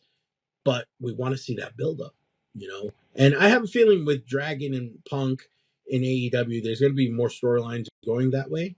But, while there are some, to me, it's not done properly because there's not a lot of guys who know the craft that way. I think AEW probably has that mentality more than WWE as far as long term. And that goes, back to what you're saying about Punk and Bryan being there. They were there in Ring of Honor when you guys had that mentality, so they can obviously give that information to others. Tony Khan, like you said, big fan of Ring of Honor as well. So I have faith that they have that mentality as well. Hopefully we'll see stuff like we did in the early days of Ring of Honor. Yeah. I mean, look, they went head to head for a half an hour and everybody lost their mind. That's all they've been talking about is the ratings. I've never heard Key Demo more than I have this past Well, what was the Hit Squad worried about the Key Demos when you guys were bashing Christopher Street Connection? I never even heard of Key Demo. That's not what you guys were fighting for? You know what I mean? I was lucky I knew where Hardcore was. You know what I'm saying? But it's become that, and there's nothing wrong with that because people are getting paid, people are making money and feeding their families, and that's perfectly fine. Like I said, but when it comes to pro wrestling, there's a lot of times I know everybody hates Jim Cornette. A lot of what Jim Cornette says is the truth about what he knows of professional wrestling. I'm not saying it's the truth about professional wrestling. I'm saying it's the truth about what he knows of professional wrestling, what he grew up in. Much like how I said 20 years ago was a different time, for Jim Cornette, 40 years ago was a way different time. And back then you had, guys who were, there's always some sort of criminal element everywhere, no matter what, whether it's football, baseball, basketball, wrestling. Back then, though, you had legit criminals who smoked cigarettes and they carried guns and drank beer and had no problem with that. You know what I mean? But at the same time, they also were taught wrestling the right way. So they knew how to draw. They knew how to advertise and sell and promote. Whereas now, I feel like the kids, they have this platform with Twitter and Instagram and all types of social media. They use it, but they don't use it to their fullest potential. Right. Can you imagine a Dusty Rhodes on Twitter or Instagram? You know what I mean? Like, Dusty Rhodes in his prime would have taken over the world. He would have been voted president of the world, you know, if he had Twitter or Instagram back then. But a lot of these kids, how many followers can I get? Can I get 60,000? Like, why go for 60,000? If you know you have the skill, go for 6 million. You know what I mean? What do the Kardashians do that's so special? They promote. They work hard because it's not easy to do what they do.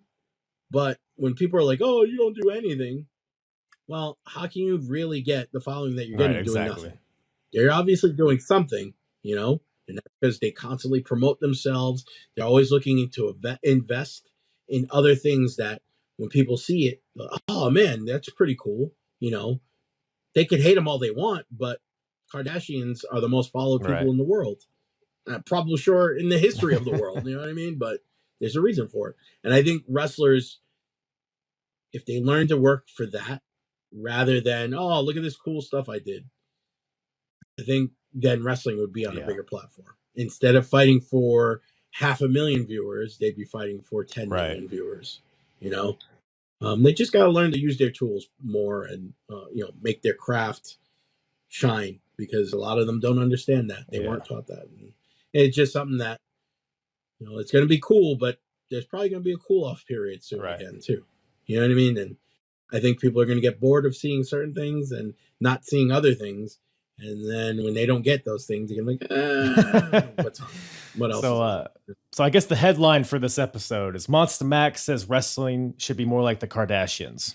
That'll be the clickbait title. Yes. Oh man. I mean, there's nothing wrong with looking like a Kardashian, I guess, right? Unless you're looking like a Kardashian. Oh man. Well, yeah, that's all I got, man. Thank you once again for making the time to check out the show, come on, talk about it. It's so interesting to hear firsthand experience from somebody who's there in the early days of Ring of Honor and experienced all this live and in action. So, once again, thank you for making the time. Where can everybody find you? Social media, where you're wrestling, all that stuff. So I'm wrestling for Titan Championship Wrestling in New Jersey. I am the inaugural heavyweight champion for the company. For me, that's kind of cool because like I said, I never see myself as anything special. And the fact that this company invested in me for a year and a half, you know, or a year and change, whatever it is, you know, and made me the face of the company is kind of cool. But if you want to find me on social media, I'm only on Twitter. I have my private Facebook page and Instagram page for friends and family. But my Twitter is Steve Mack DHS.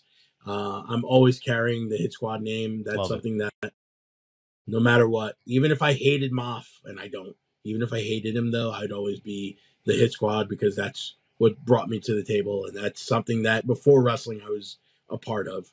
You know, the Hit Squad is always going to be Steve Mack, you know, and I'm just glad that there's some sort of legacy that people, you know, still watch and they still cheer. And it makes me feel like I did something worthwhile. And, you know, like I said, it's pretty cool that there's companies like Ring of Honor that I'm a part of, and Jersey All Pro and Titan and, you know, all the other companies that we wrestle for, Beyond and everything. And I have a part of it, and it's kind of cool. So, like, you know, if you hit me up on Twitter, I usually answer. I mean, how quick did I answer you on Twitter? I think it was pretty quick. Yeah, it was pretty quick though. I think I did not expect that at all. I was like, oh shit, the Monsta's talking to me. I better tell the difference between him and Mafia real quick. I'm telling you, when we both wore elbow pads, that's when I stopped wearing elbow pads. Because when we were both wearing elbow pads, you couldn't tell. You know what I mean? It's like, who the hell? When you get up close, you can definitely tell. But when it's like the ROH camera in 2002, it's like, okay, there's two big dudes. Yep. Like I said, when Moff didn't have any tattoos, you know, it was really hard to tell us apart. But you know, now that he's got all the ink and stuff, it's real easy. But and he lives in a tanning booth. Okay. So, whereas me, I get the farmer's. It's all natural. You know I like it. I like it. Yeah. Oh, natural. Yeah. All right, man. Well, I appreciate it. I'll let you enjoy the rest of your night. Yeah, maybe I'll bring you back on for the 1 year anniversary show. You can take us through all that insanity that went into it. That was rough, but yeah, I'm all for it. Once again, thank you to Steve Monsta Mack, one half of the Hit Squad, for joining me on this show.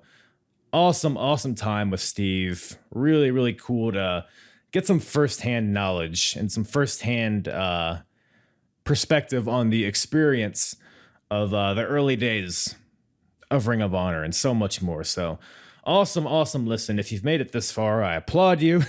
I know that was pretty long, but I think it was absolutely worth it. Really good time with Mac. Follow him on Twitter at Steve Mac DHS on Twitter. I think I already said that. Follow Titan Wrestling as well. All that info I'll put in the description. And follow me as well, apronbump.com. You can find all my full episodes. All my social media is there, as well as in the description. Follow me on YouTube as well. Give me a little subscribe there. I'm going to start putting out more content on YouTube here in the next coming year. I think that's going to be kind of my hub for like current product type stuff, but playing around with that, but we'll see. But yeah, definitely more stuff to come. Check out the video that I posted last week, 100 things that WWE could do to improve itself. Really good video there, I thought. But, you know, I did it, so of course I think that. And, yeah, get your ass out of here. You've been here for 3 hours. Go eat something. Go, I don't know. What do you do? What are your hobbies? I don't know why we're on a date all of a sudden. But, yeah, that's all Daddy has for you. Thank you guys so much for listening. Smooches all around. Pickle tickles all around. I'm hard. And the hardest, talk around and disregard it. Strip you off the ground, show you what heart is. Standing strong and proud, nothing I guess. Let's get started.